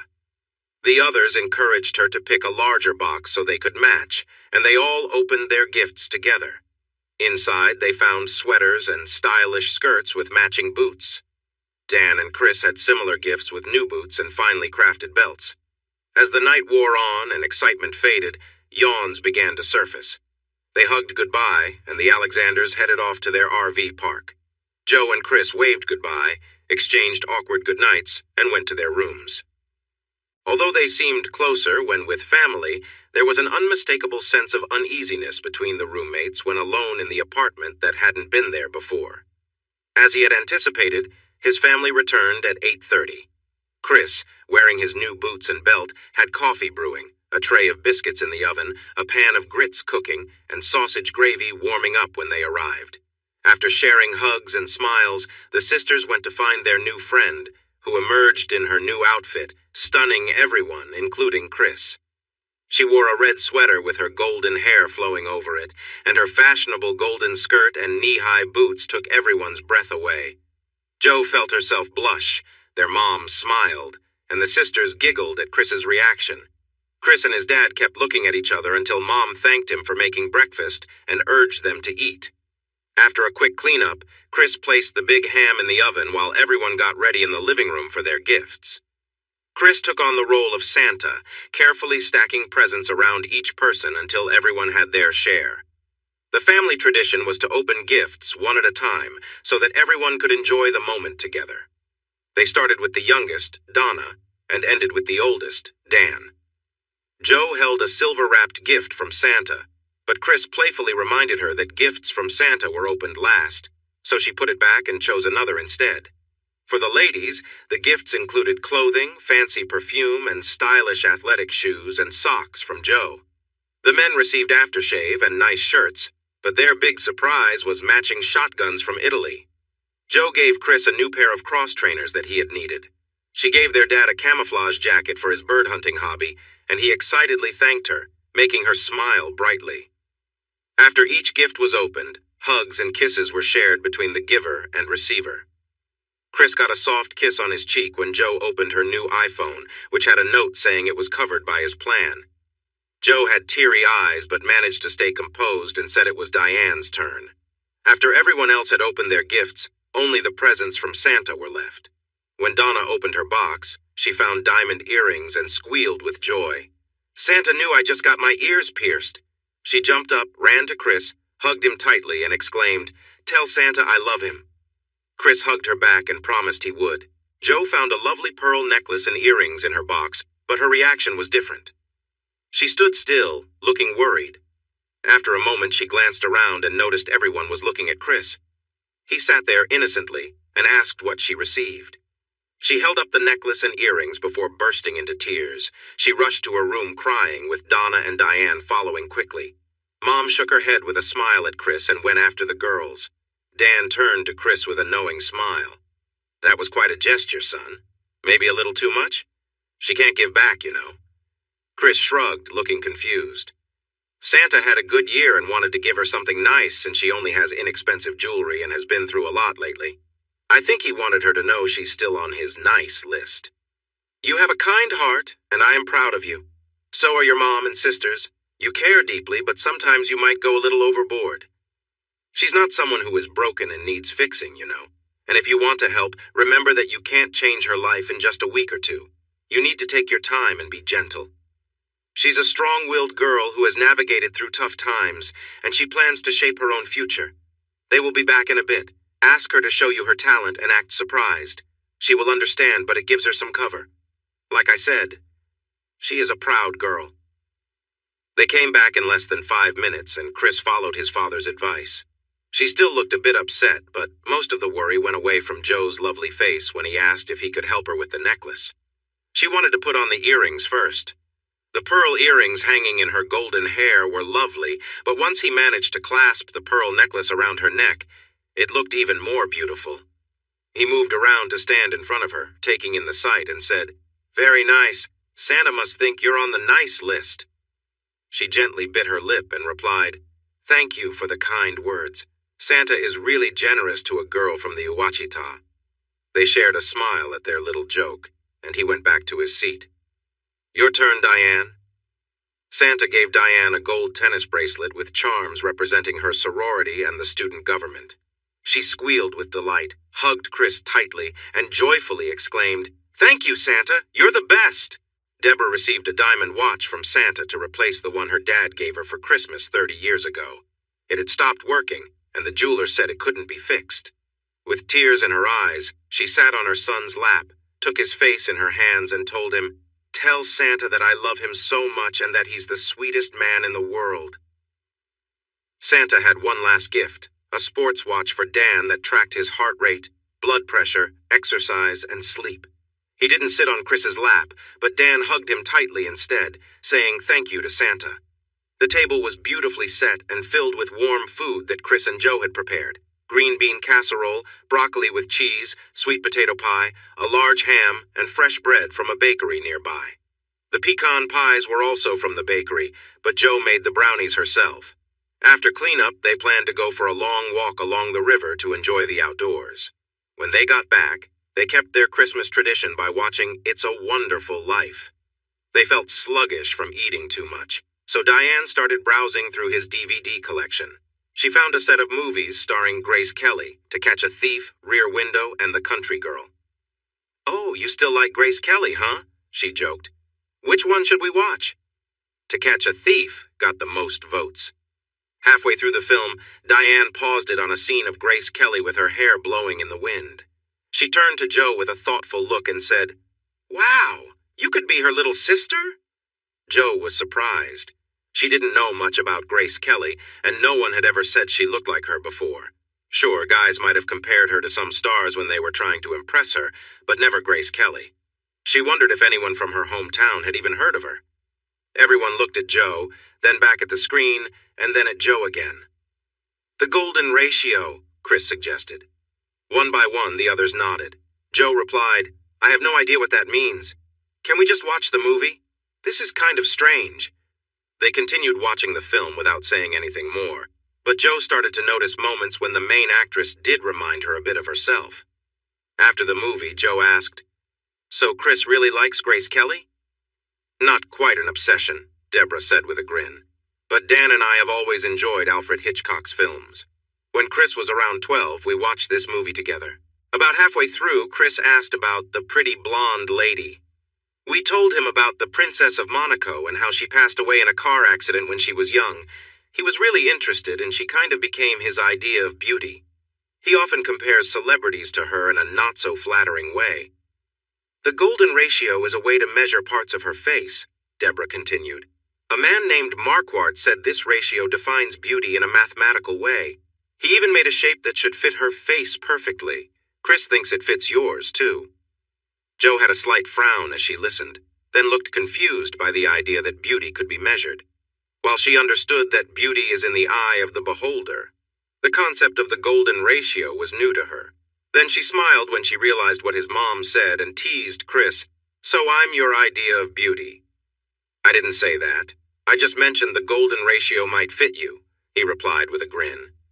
Her smile widened, making Chris's sisters laugh, and their parents chuckled too. He knew he was in trouble, so he awkwardly told Diane to start the movie again. That only made everyone laugh louder. His dad saved him by suggesting they have sandwiches with leftover bread and ham, along with some of Jo's delicious brownies. They agreed and went to the kitchen, with Jo still wearing a smile.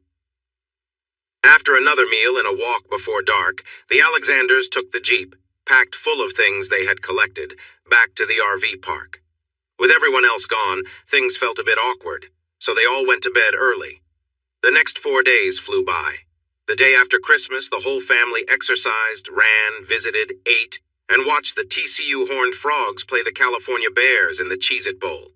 It was a tough game, with the Bears scoring first and the Horned Frogs tying the game in the fourth quarter. They ended up in overtime tied at 7, and the Frogs kicked a field goal to win 107. People remembered the game for its many interceptions, strong defenses, and struggling offenses. The women grew bored and went to Jo's room during halftime. Dad felt sleepy and dozed off. Chris was bored too, but he just couldn't look away. He had to see what would happen next, maybe a surprising interception, a fumble, or a blocked punt. It was clear neither team could score easily, so he hoped the strong defenses or special teams would create a chance. He sighed with relief when the Frogs made the field goal in overtime, not just because they won, but because the game was finally over. They kept up their daily workouts, went to a Mavericks basketball game in Dallas, visited the Fort Worth Zoo, and hit the TCU bookstore as soon as it reopened. With plenty of purple and white clothes to wear, they proudly cheered for the Horned Frogs during a men's basketball game on the 29th. The girls had become very close friends, often disappearing into Jo's room or wandering off somewhere together. In those moments, Chris could hear soft talking, giggles, and laughter, sometimes interrupted by loud bursts of joy. His parents thought it was wonderful how well the girls got along. He was curious about what they were laughing about. His mom thought it was so sweet that she sometimes joined them. When that happened, things grew quieter, yet the giggles became louder. His dad just smiled at Chris's frowns and encouraged him to let the girls enjoy themselves. The 30th arrived too soon. The Alexanders packed into their RV and drove back to Nashville for a New Year's Eve party at their favorite neighbor's home. The sisters hugged Joe tightly before leaving, promising they would come to visit often. Donna renewed her promise to apply to TCU, and Mom wiped her tears while Dad watched quietly. Chris got hugs and kisses too, but not like their new best friend. Suddenly alone and left to their own plans, Joe and Chris felt a bit off. Without anyone saying anything, things had changed. They exercised, ran, and worked on their computers, but the easy friendship they had before was now tense. Neither knew how to move forward. On the 31st, Chris was studying the design for the Carter renovation and expansion when Joe left around noon to go to the gym. When she returned, he was gone, and there wasn't even a note. However, on her bed lay a shiny silver dress, and on the floor were matching heels. "For tonight's party," said the note. Joe marched around the apartment complex looking for him. When she found him, she was ready to let him know how upset she was about spending money she couldn't repay. But no matter how hard she looked, he was nowhere to be found. She went back to her room, looked at the dress, and recognized it as the one she had hesitated over at Macy's. She ran her finger down the soft material, admired how it sparkled in the light, and then held it against herself while looking in the mirror. Wow, no wonder Chris bought it for her. He clearly thought she would look great in it. She sat down on the bed, laid the dress beside her, curled up, and had a long talk with herself. Chris didn't come back until an hour before the party was to start at 8. Joe was in her room, so he quietly began getting ready in his. He came out 10 minutes before the party started and took a seat on the couch. Joe appeared 5 minutes before they were to leave, looking stunning in her silver dress and high heels, with her pearl earrings and necklace. Although she still felt uneasy about his expensive gifts, when she saw his face, all her doubts faded. She was 18 and had never had a boyfriend before, but she recognized the admiration in his eyes. Suddenly, she loved the dress. His charcoal suit matched perfectly, and together they looked like royalty at the NYE Clear Fork Ball until the clock struck midnight. Not long after they arrived, Joe noticed that Chris wasn't the only one who thought she looked beautiful. Many people complimented her, and several even tried to ask her to dance. She joked with them but turned down their offers. As they had agreed on the way to the party, she danced with anyone who asked, including Chris, who asked often. He also danced with others. But Joe realized she noticed more than she thought she would. Too many beautiful women were drawn to him, and it seemed like many were making their interest clear. This made her feel uneasy. For the first time, she experienced jealousy about a man. Finally, around 11:20, after a persistent brunette in a revealing dress had been dancing closely with Chris, Joe turned down dance requests and ignored other advances. She made up an excuse to go to the restroom and then set out to find her roommate.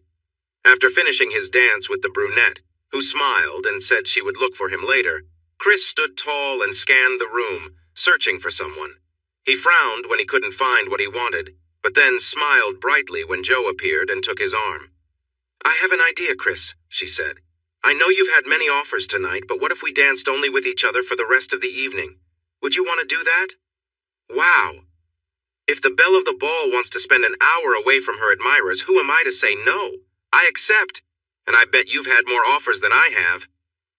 None included just dancing, Chris, unless you count dancing in cars, Joe said with a laugh.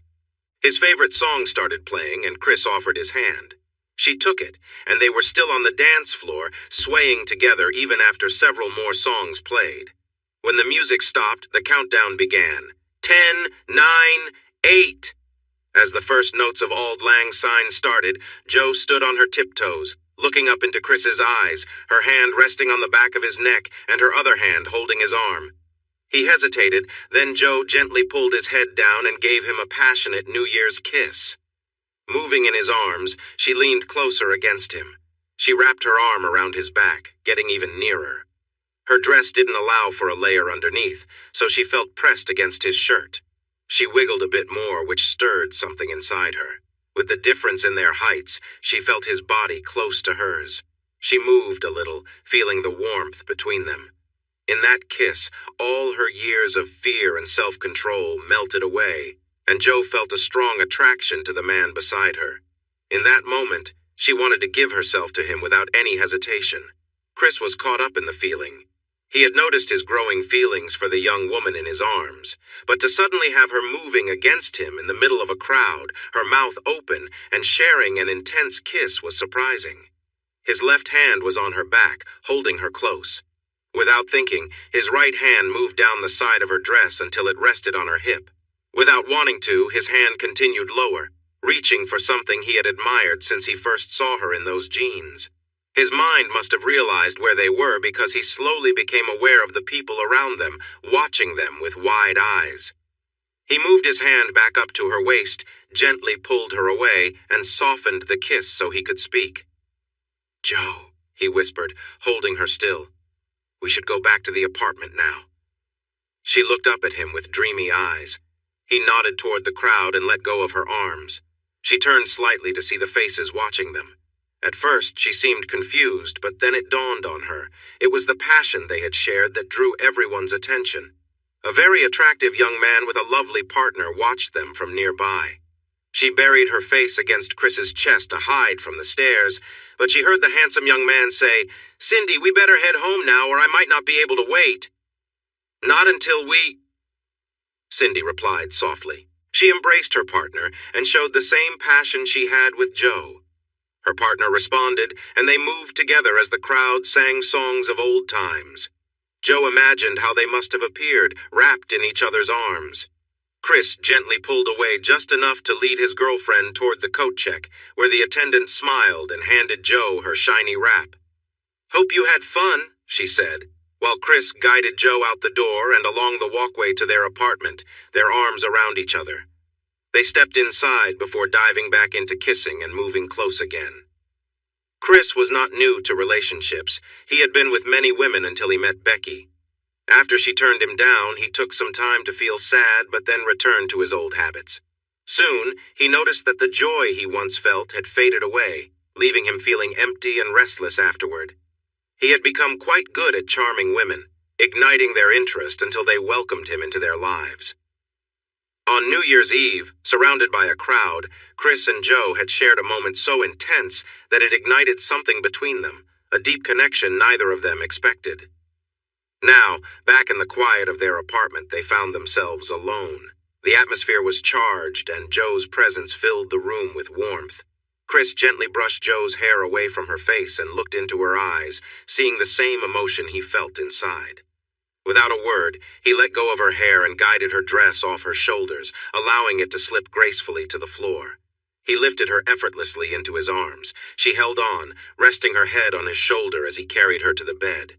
With care, he laid her down on the soft sheets, and she moved slightly, making herself more comfortable as Chris stood nearby, taking in her beauty. Joe gazed up at him, her heart full, and she raised her hands toward him, signaling that she was ready. Chris smiled gently, removing her shoes with a tenderness that made her smile back. "Please," Joe whispered softly. "I've waited so long. Don't make me wait anymore." Chris's hands moved with care, making her feel cherished. He sat down beside her, gently helping her relax as he slowly eased the tension from the moment. Joe looked up at him, feeling the warmth of his presence and the love they shared, knowing that this night was special. The moment was about connection, trust, and love, two people coming together, sharing something meaningful. Chris gazed at Joe, admiring her beauty as she lay there, her body relaxed and open to the moment. She looked at him with longing, knowing he was taking his time, fully appreciating the connection they shared. "You are absolutely stunning," he whispered gently, his voice full of admiration. "Like you were made perfectly, without flaw." Joe's heart raced at his words, feeling the warmth of the moment between them. She reached out for him, her eyes pleading for him to come closer, the intensity of the moment building. Chris smiled softly, knowing how much this night meant to both of them. He wanted it to be special, something neither of them would ever forget. He leaned down and whispered again, "You're the most beautiful person I've ever seen, Joe. I want this to be a night we'll always remember." He began to show her his love with tender gestures, taking his time, making her feel cherished. His hands moved gently, and his lips pressed soft kisses along her legs, making her smile in quiet anticipation. Jo felt the warmth of his touch, and every gentle kiss made her heart beat faster. Chris was careful and patient, knowing this moment was about their bond, their love. They shared a deep connection, and he wanted her to feel that fully. He continued to make her feel loved, and Jo's joy and happiness grew with each passing second. She knew that this night was about more than just a physical connection. It was about the love they shared, the trust between them, and the memories they were making together. As the night went on, they both felt the deep sense of closeness and understanding that had brought them together. It was a night of warmth, care, and shared love, something they would always carry with them. Jo's legs wrapped tightly around Chris, her hands holding him close as she moved with intensity, feeling completely immersed in the moment. He was focused, giving her his full attention, making sure she felt cared for. Chris stayed calm, knowing how much this meant to her. His hands supported her gently, and he continued to be patient and careful, ensuring she felt comfortable and at ease. Despite the overwhelming intensity, he remained focused on making her feel loved and appreciated. As Jo's emotions built up, Chris decided it was time to shift his attention, wanting to make sure their connection felt as special to her as it did to him. He took a brief pause and smiled up at her, noticing how her excitement had grown. Jo finally relaxed, her tension releasing, and she smiled down at him with joy. "Wow, that was amazing," she said with a laugh, her voice light but full of happiness. Looking into his eyes, she added, "I've waited a long time to feel this way. It was worth it. My friends didn't understand, but I knew this moment would be different, and now I know I was right." Her face lit up with happiness as she continued, "You are my Prince Charming, my hero. This moment is everything I hoped it would be." She smiled, clearly feeling a mix of satisfaction and joy, but then teasingly warned, "But if you don't give me a break, I might need to ask for some space. Even I can only handle so much excitement in one night." Chris chuckled, giving her a soft, reassuring smile before gently stepping back, allowing her to relax fully as they shared a quiet, contented moment together. Chris shifted his hands gently from her hips to her inner thighs, moving carefully. He hesitated for a moment, but Jo didn't pull away. As he paused, a question formed in his mind. "You're a virgin?" he asked softly, a bit surprised. Jo smiled playfully and responded, "I told you, Prince Charming, I saved myself for you, so yes, I am." Chris felt a mix of emotions, mostly awe and gratitude, but also a little disbelief. "Jo, I'm sorry, I didn't know. I assumed someone as amazing as you." He trailed off, feeling unsure. She laughed lightly. "Didn't I prove to you I'm wild like a river? I nearly overwhelmed you." "Yes, but I thought, you said you choose who and when," he replied, still a bit confused. "I do and I did. I chose you," she said with a smile. "Though I guess I didn't know enough to pick exactly what would happen." Jo's playful grin returned and she teased him. "But there's still something left, right? I'm still a virgin and I think it's about time that changes, don't you?" Chris looked at her thoughtfully, and Jo, with a mix of affection and impatience, tugged at his hair. "Come on, Chris. I choose you for this too. Let's make this night complete." Chris smiled but didn't rush. He kissed her softly, letting the moment be about them, taking his time. Jo, feeling the growing connection, wrapped her arms around him, her excitement clear. As the night went on, Jo's playful nature returned. "You're going to wear me out with all this care," she teased, but there was warmth in her voice. "Now come here, Christian." Chris was gentle and careful, making sure Jo was comfortable and at ease. He moved slowly, watching her expression for any sign of discomfort. When she asked him to wait, he stopped immediately, giving her a moment to adjust. She smiled up at him, half joking. "I didn't know this would be quite so much." "And I didn't know you'd be such a challenge either," he replied with a grin, the mood light but filled with love. The night was about trust, closeness, and love, and together they shared something special, making it a moment neither of them would forget. They took their time, letting their bond grow stronger with each passing second, knowing this night was just the beginning of something deeper. Joe looked at Chris nervously. "Are you sure this will work?" Chris smiled gently, trying to reassure her. "I think it will. It might take a little time, but once we're together, everything will fall into place." He knew she was feeling anxious, given how delicate she seemed, and he wanted to make sure she felt safe. "Maybe you should be in control. That way you can go at your own pace." Joe hesitated but agreed, adjusting herself cautiously as Chris shifted beneath her. She gasped at the unfamiliar sensation. "Wow, I didn't expect this. You're really not small." Chris laughed softly, trying to lighten the moment. "It's just that you're petite, Joe. Take your time, there's no rush." As Joe moved carefully, Chris's hands rested gently on her sides, offering comfort. He was patient, encouraging her to go slowly and find what worked best for her. Joe winced slightly, feeling overwhelmed. "Chris, this feels so different. I don't know if I can handle all of it." Chris reassured her again. "You don't have to rush. We can stop any time. We can take this at your pace."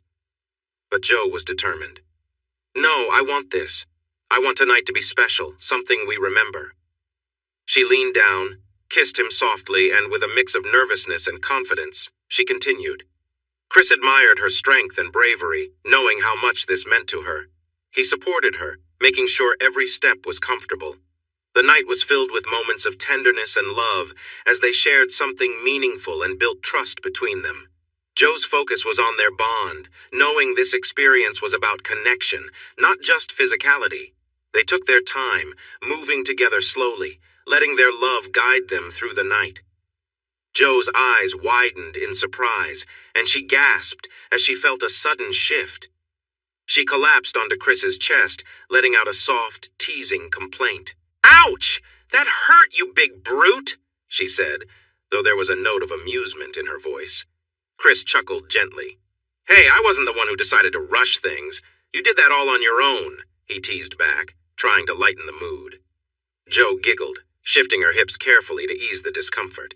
As the sensation became more manageable, she moved with more confidence. Little by little, she explored how they fit together, testing small movements and growing more comfortable with each adjustment. Chris, lying underneath her, let his hands roam across her back, marveling at the soft yet strong feel of her body. He couldn't help but smile as he touched her, feeling closer to her with every moment. As he gently traced his fingers over her skin, he realized just how much he enjoyed this connection. Joe began to find her rhythm, becoming more confident in her movements. As she did, she leaned down and kissed him deeply, her excitement clear as she shared the moment with him. Her kisses were tender, filled with emotion, as she embraced the closeness they were experiencing. "Chris, is it always like this?" she asked breathlessly. "Will it always feel this good?" Chris, still catching his breath from their shared moment, smiled. "I don't know, Joe. You're so full of energy and so quick to learn. This is all new for me, too." Joe's curiosity bubbled up again. "But haven't you? Been with others? Am I really different?" Chris looked at her seriously, wanting her to understand how special this moment was. "Joe, I don't even remember the others right now. You are different. You're beautiful inside and out, and this moment with you feels like nothing I've ever experienced before." Joe smiled softly at his words, her insecurities fading away. She leaned in for another kiss, their connection deepening as they held each other close. The night was about more than just their physical closeness. It was about the trust and bond they were building together, something far more meaningful than either of them had expected. "You have a lovely scent and your taste is wonderful. Whether you are talking, singing, laughing, or making soft sounds, your voice is truly captivating to me. Yes, I've been with other women, and I thought I was in love with Becky, but you've shown me that my feelings for her were shallow compared to how I feel about you." She lowered her head, cozied up to him, moved closer, and softly asked, "Are you saying this just because we're close right now? Will you still feel the same in the morning?" Chris was shocked that she thought he was just playing with her feelings. He took her golden hair in his hands and raised her head to meet her gaze, wanting her to see how serious he was. But when he looked into her sparkling eyes, they were filled with joy and a little mischief. He realized she was teasing him again. He pulled her in closer and turned them over. Her eyes were wide now, still filled with playfulness. "So, is this where you just focus on yourself and forget about me?" He replied, "No, this is where I make sure we both enjoy ourselves." He followed through on his promise. He made her laugh and squeal in delight, and they shared many joyful moments together. Once she joined in more actively, she challenged him, and it filled the room with excitement. He was completely engaged, using all his energy to make the experience wonderful for both of them. At one point, he wondered if her temperature felt unusually high because she seemed so alive and vibrant, like she was radiating warmth. Even with all his determination, he found himself reaching the end sooner than he planned, unsure if they had really counted all their joyful moments. She gently shifted away but stayed close, facing him. She nestled up against him and said, "Maybe I shouldn't feel jealous about the women before. I don't think everyone is as good as you. Not really, just a person connecting with someone they truly like. But how do you, the one with less experience, know so much about all this?" She smiled and replied, "Well, there's this amazing thing called the internet. It has so much information about everything, especially relationships." He chuckled and said, "So you've been researching online?" "No, silly. They keep track of that stuff on servers and I would have gotten in trouble." Joe sat up and smiled at Chris. "I used to spend time reading a lot, especially during those long bus rides," she said, hinting at her curiosity about certain things. Chris looked at her, suddenly worried. "Wait, not my sisters?" he blurted out, horrified. She grinned mischievously. "Oh yes, your sisters were great for advice. What did you think we were talking about behind closed doors all the time? Even your mom chimed in once or twice." Chris's eyes went wide. "My mom was talking to you about that?" Joe simply patted his head, grinning, as if he only knew half the story. Later, they both fell into a deep, restful sleep. Chris dreamed of a beautiful blonde who seemed almost magical, like a goddess. In the dream, she led him on a journey of discovery, showing him things he never knew. The dream was calm, peaceful, and filled with wonder. When he woke up, Joe was lying next to him, her head resting on his chest. She looked up at him with a playful expression. Chris couldn't help but smile as he admired the moment of quiet happiness between them. Suddenly, the silence was broken by the ringing of his phone. Chris laughed, ignoring the sound. "Let's not worry about that. Let's just enjoy the morning," he said, pulling her close. Joe laughed too, playfully pushing him away. "Not today, Chris. I need some rest. We can save the rest of the day for something else." She winked, teasing him lightly. Chris smiled, knowing they shared something special. The moment was filled with warmth and affection as they settled back into each other's company, enjoying the quiet morning together, free from any distractions or worries. She looked at his phone on the nightstand, smiled, picked it up, and put it on speaker. "Say hello," she signaled with her lips. "I'm sorry, but my car warranty hasn't expired yet. Call me back in 5 years," Chris replied. Joe had to cover her mouth to stop the laughter. "Chris, stop that. We're calling because Joe isn't answering her phone, and we want to wish her a happy new year." "Where is she?" Donna asked.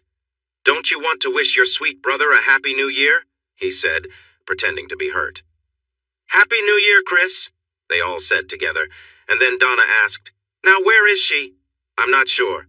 We went to the party last night. I had too much to drink, and she left with a big guy. No telling where she is now." "Chris," his sister yelled, "you better not be lying. Joe would never do something like that." "Don't yell. My head hurts, and I feel heavy." "Are you okay? You're not having a heart attack, are you?" Diane asked quickly. "Give me that phone, you knucklehead," Joe said. "No, he's just teasing you two." "Joe, where are you? Are you in bed with Chris?" Diane asked loudly. She managed to break free from him, jumped off the bed, and ran out of the room, giggling when he tried to grab her. As he heard her door slam and lock, he sighed. "No morning fun for you, brute. Might as well get up and make coffee." The laughter and playful shouts from Joe's room were cheerful and loud. He smiled and enjoyed his fresh coffee. Without his phone, he couldn't check the news, so he let his mind drift to their first night together. "Wow, she is even more stunning than I thought. The way others look at her is something else. If they ever see how amazing she really is, I might need to keep a closer eye on her," he thought. But now that she knows how much she enjoys being with someone, will she want to explore? She's so beautiful. How will I keep her close? Why would you even think that? You wouldn't want to hold her back during her college years, would you?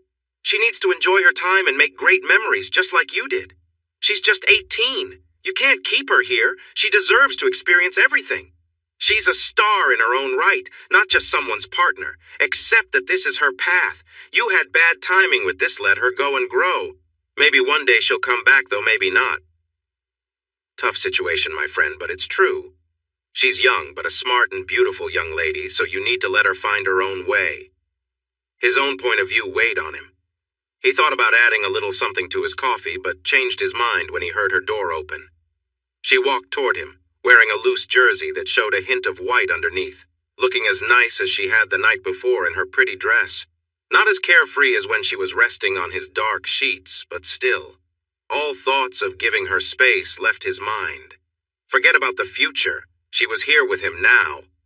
She placed his phone on the counter, poured herself a cup of coffee, set it next to his, and sat right on his lap. I really love your family. They are all so sweet and fun, she said happily after giving him a quick kiss. I hope you're talking about my sisters. If my parents called you three, I'm going to change my number. She giggled. I didn't hear your dad's voice, so I don't know where he was. Please don't tell me my mom was there listening to you all talk about last night. Not the whole time, silly, she laughed again. She just came in to say hello and wish us a happy new year. Okay, that's better. So what did you tell my sisters? He asked, half joking, expecting too much. Do you really want to know? She asked playfully, shaking her head. Maybe not. So how is the little kitty feeling now? Ready to have some fun? Maybe after a nice walk to the hot tub and an hour of relaxing, but not just yet. Well, let's get moving, he said cheerfully. Time is ticking. Coffee, breakfast, get dressed, walk to the hot tub, then we'll see how things go. But first, I need more coffee, and then you need to make me breakfast. You can't expect me to burn all my energy without feeding me. I can't get you coffee or make breakfast with someone sitting on my lap, can I? Do you really want me to move? She asked, shifting playfully on his lap. Well, maybe not right now, he replied with a smile. She sipped her coffee and talked about the fun they had dancing the night before. Then she shared stories about the people she met, the guys who danced with her, and some girls she thought were being too interested in Chris, saying he should stay away from them. He listened, smiling to himself. She was young, but sounded just like some of the other girls he had dated. Do you want breakfast, or are you planning to sit on my lap all day talking about the dance? He asked, pretending to be annoyed. She stood up. No, I'm letting you up because you need to make me another cup of coffee. Yours is better than mine, and then you need to feed me. I'm starving. He made her coffee, then cooked her breakfast and ended up feeding her literally. She sat sideways on his lap. She fed him, and he fed her. He didn't realize how he looked when the spoon got close to his mouth, but she was really cute when he pretended to fly the spoon like an airplane, making noises and moving in loops before he placed the food in her mouth. While he enjoyed delivering food like that, she liked to kiss him right after he took a bite or had a sip of coffee or milk. Breakfast took twice as long as usual, but the last few minutes were filled with her sitting close to him and being playful. He wondered if he should try something more with her, but he saw that she still felt some discomfort. After they cleaned the kitchen, they put on their swimsuits and flip-flops and strolled to the hot tubs by the central pool, holding hands and chatting. When Joe removed her cover-up, he noticed and appreciated her. Joe glanced down, giggled, looked around, and said, Not yet. Let's see how things go in the hot tub. As they prepared to enjoy the hot tub together, 2 more couples came outside. She was sitting on him, and he was being affectionate towards her when they heard the friendly voices. She returned to her seat beside him, and he leaned forward a bit to be less noticeable. There were 2 hot tubs, but the other couples spotted them and came over. I don't know if you remember us from the dance, but I'm Mary, and this is my husband, John. This is Don and his wife, Lynn. They recognized each other, and Joe and Chris invited Mary, John, Don, and Lynn to join them. Chris was glad the bubbles hit him a bit, and Joe was drawing attention from the men. Chris sat next to Joe with Mary beside him, then John, Lynn, and Don filling up the space. While it was an 8-person hot tub, it was already getting cozy with everyone so close together. The conversation flowed easily, with Joe asking about where they were from and what they did. John and Don had recently graduated and were working for a nearby cybersecurity startup. They were pleased to learn that Chris had a degree in engineering along with courses in management and business. They even joked about their fraternity connections, sharing laughs and secret handshakes. Mary and Lynn were seniors and proud of their achievements. Everyone was surprised to learn that Joe was a new freshman. "We thought you were at least 21, Lynn exclaimed. "Oh my goodness, you're very mature for your age. You and your, what, boyfriend, or are you married?" Joe looked at Chris, who smiled at her. "He's my boyfriend, my new boyfriend." "Well, new or not, you two made a big impression at the party last night. You in that sparkling dress and those lovely pearls. You stole the show. And Chris in his matching suit, wow. Half the people there wanted to talk to you, and some tried to talk to both of you." "None of us did, though. We're all newlyweds, but we did chat about you." Don turned to Chris. "So, how old are you, Chris? What's your story?" "I'm the oldest in the group," he said with a laugh. "I'm 25. I work for Beck Construction as a project manager." "Project manager at 25. That's pretty impressive. Built anything we'd recognize?" John asked. "Not yet. This is my first time in Texas. I've been working in Tennessee, where I'm from, and in Arkansas, where I met Joe." "Okay, sounds like a good story. Tell us," Mary insisted. Joe smiled at Chris. "Your turn." Chris started to share the straight facts of his story, but he liked these people and felt playful. "This lovely girl here is so talented she graduated high school early. TCU offered her scholarships, but she needed a ride down here, so I offered to help. We chatted, and she mentioned she was from the Ouachita region, wearing faded jeans. I began joking about an old country song, Joe and the Cowboy. You guys look confused. Never heard that song?" They exchanged glances, shaking their heads in confusion. Joe chimed in, "Of course they haven't. You're an old millennial who loves classic country. None of us younger folks know about that stuff." "Hey, you do. You sing it. Come on, sing with me to help them out," Chris pleaded.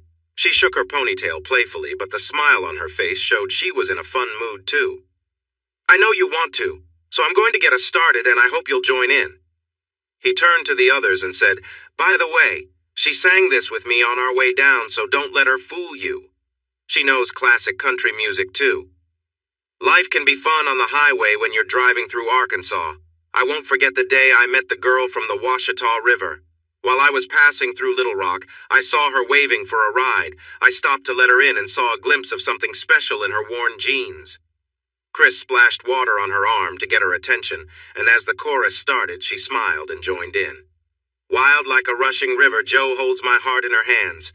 Sweet country girl, I'd give anything to be your full-time partner." Joe looked at him shyly when she started singing her part, but his happy smile made her voice more full and warm. She said, "Thanks for stopping. My name is Joe. You look like a cowboy to me. I see from your car that you're from Tennessee, and you're a handsome cowboy, probably the best-looking guy I've seen." I replied, "You're not so bad yourself for a country girl in those cute jeans." Wild like a rushing river, Joe holds my heart in her hands. Sweet country girl, I'd give anything to be your full-time partner. They sang the whole song, smiling at each other, and got a round of applause at the end. "That is so sweet," Mary exclaimed. "You two are adorable. I'm now a fan of country." Chris noticed the surprised looks on John and Don's faces after her interruption. "She can sing too? Like that?" John asked in disbelief. "Joe, you should join Tri-Delt. We're the best sorority on campus, and we win the talent show every year. I can already picture our next trophy after you shine on stage in April." Joe quickly answered, looking a bit worried. "I can't join a sorority. I need to keep my grades high for my scholarships, and honestly, I can't afford it." "Joe, we have tutors for every subject. We have the highest GPA on campus. I bet we can find a scholarship for you right after the sisters meet you. Where are you living? We have an opening in the house for spring." Chris saw that Joe was feeling overwhelmed, so he stepped in. "Those offers are wonderful, but Joe needs to meet her advisor on the 7th to figure things out. Remember, she was a high school senior in Arkansas just a short time ago, so she's still getting used to everything." The girls eagerly offered to show her around, help her register, and introduce her to others who are back on campus before classes start on the 10th. Joe looked to Chris for support. He hugged her and said, "How lucky can you get? We're heading to the hot tub for a soak and you've got seniors to help you out. You'll have all the registration forms filled out and know more about TCU than any new student by the time classes start." She gave him a proud look and said, "Actually, old fella, I've already completed all the registration forms. It's online these days." She turned to Mary and Lynn. "I would really appreciate your help with all this. To be honest, I'm feeling a bit stressed. I didn't decide to graduate early until late October, so all I had time to do was create a resume, fill out college applications, write essays, and finish my high school courses. My high school counselor told me about the TCU scholarship offers on November 16th. I turned 18 2 days later, got a ride down here with Chris that night, and, well, you know the rest. Anyway, I would gladly accept any help you can give me." "Do we really know the rest, Joe? How did you end up with that guy at the dance, and what about that moment at midnight? I think Chris left out some details." "He might have, but our story has many twists and turns. He convinced me to use his extra room, promising a friendly relationship, and then surprised me by taking me to the country club to meet his co-workers and their spouses. Oh yes, he really did that. And to make it even more surprising, I found out from one of the wives that his parents were coming the next day. He really caught me off guard." The girls looked at him with frowns. He raised his hands and said, "What? It was just my mom, dad, and my 2 sisters. Ask her if they treated her badly at all." The girls turned their attention back to Joe. "No, they were all wonderful. In fact, I consider his sisters to be my best friends, though I hope we can be friends too. Anyway, they are a lovely family, thoughtful, sweet, loving, and all of them are quite attractive. Chris is the odd one out in the looks department." Then they must be a really good-looking family," said Lynn, after taking a good look at Chris. "So go on." "They are also kind and generous, and they give really nice Christmas gifts. Did you see the dress, shoes, and pearl earrings I wore at the ball? Those were gifts from Santa, and his family filled my closet with nicer clothes than I've ever had. To be honest, my kind roommate also bought me a few things, like 4 dresses and 4 pairs of jeans and blouses, so I wouldn't stand out in my old jeans and hoodies when I started school. I told him I wasn't looking for someone to take care of me, but he did it anyway, no strings attached." "Oh, wow. So the charming older guy who said he was just your friend got you clothes and jewelry? Did he really keep his promise of no strings attached?" "Because I would have been pretty curious about why he was interested," Mary joked. "He did, but he started to like me during all this maybe while I was wearing that little black dress and the heels he bought me for meeting his bosses, or maybe when we went to the event. I'm not sure, but I think it was during our first run along the river. He kept falling back and watching me and had this funny expression." Chris just shook his head and smiled while the others cheered him on. Finally, he said, "Actually, it might have been the first time I saw you in those fitted jeans." "Oh, that was the first time he met you when you got a ride with him, right? Just like the song?" Lynn said to a smiling Joe. They exchanged smiles, and Mary added, "You two are adorable. But those looks aren't just friendly, and the kiss he gave you last night. Wow! Not just friendly." "He didn't kiss me last night, I kissed him. I got tired of playing it cool around him and of waiting for something to happen, so I took charge, and then quickly lost my nerve. I don't remember a lot about that first kiss, other than wishing it would go on forever. But to make a long story short, things escalated. I woke up in his bed this morning, and now he finally admits that I'm his girlfriend. You know, I don't really enjoy romantic comedies that much, but you two tell a good story," John said. "After hearing it, I'm feeling the urge to take my wife for a nap. But before we go, I want to say it's a wonderful tale. Even though we only got a cleaner version, my mind filled in the gaps quite well.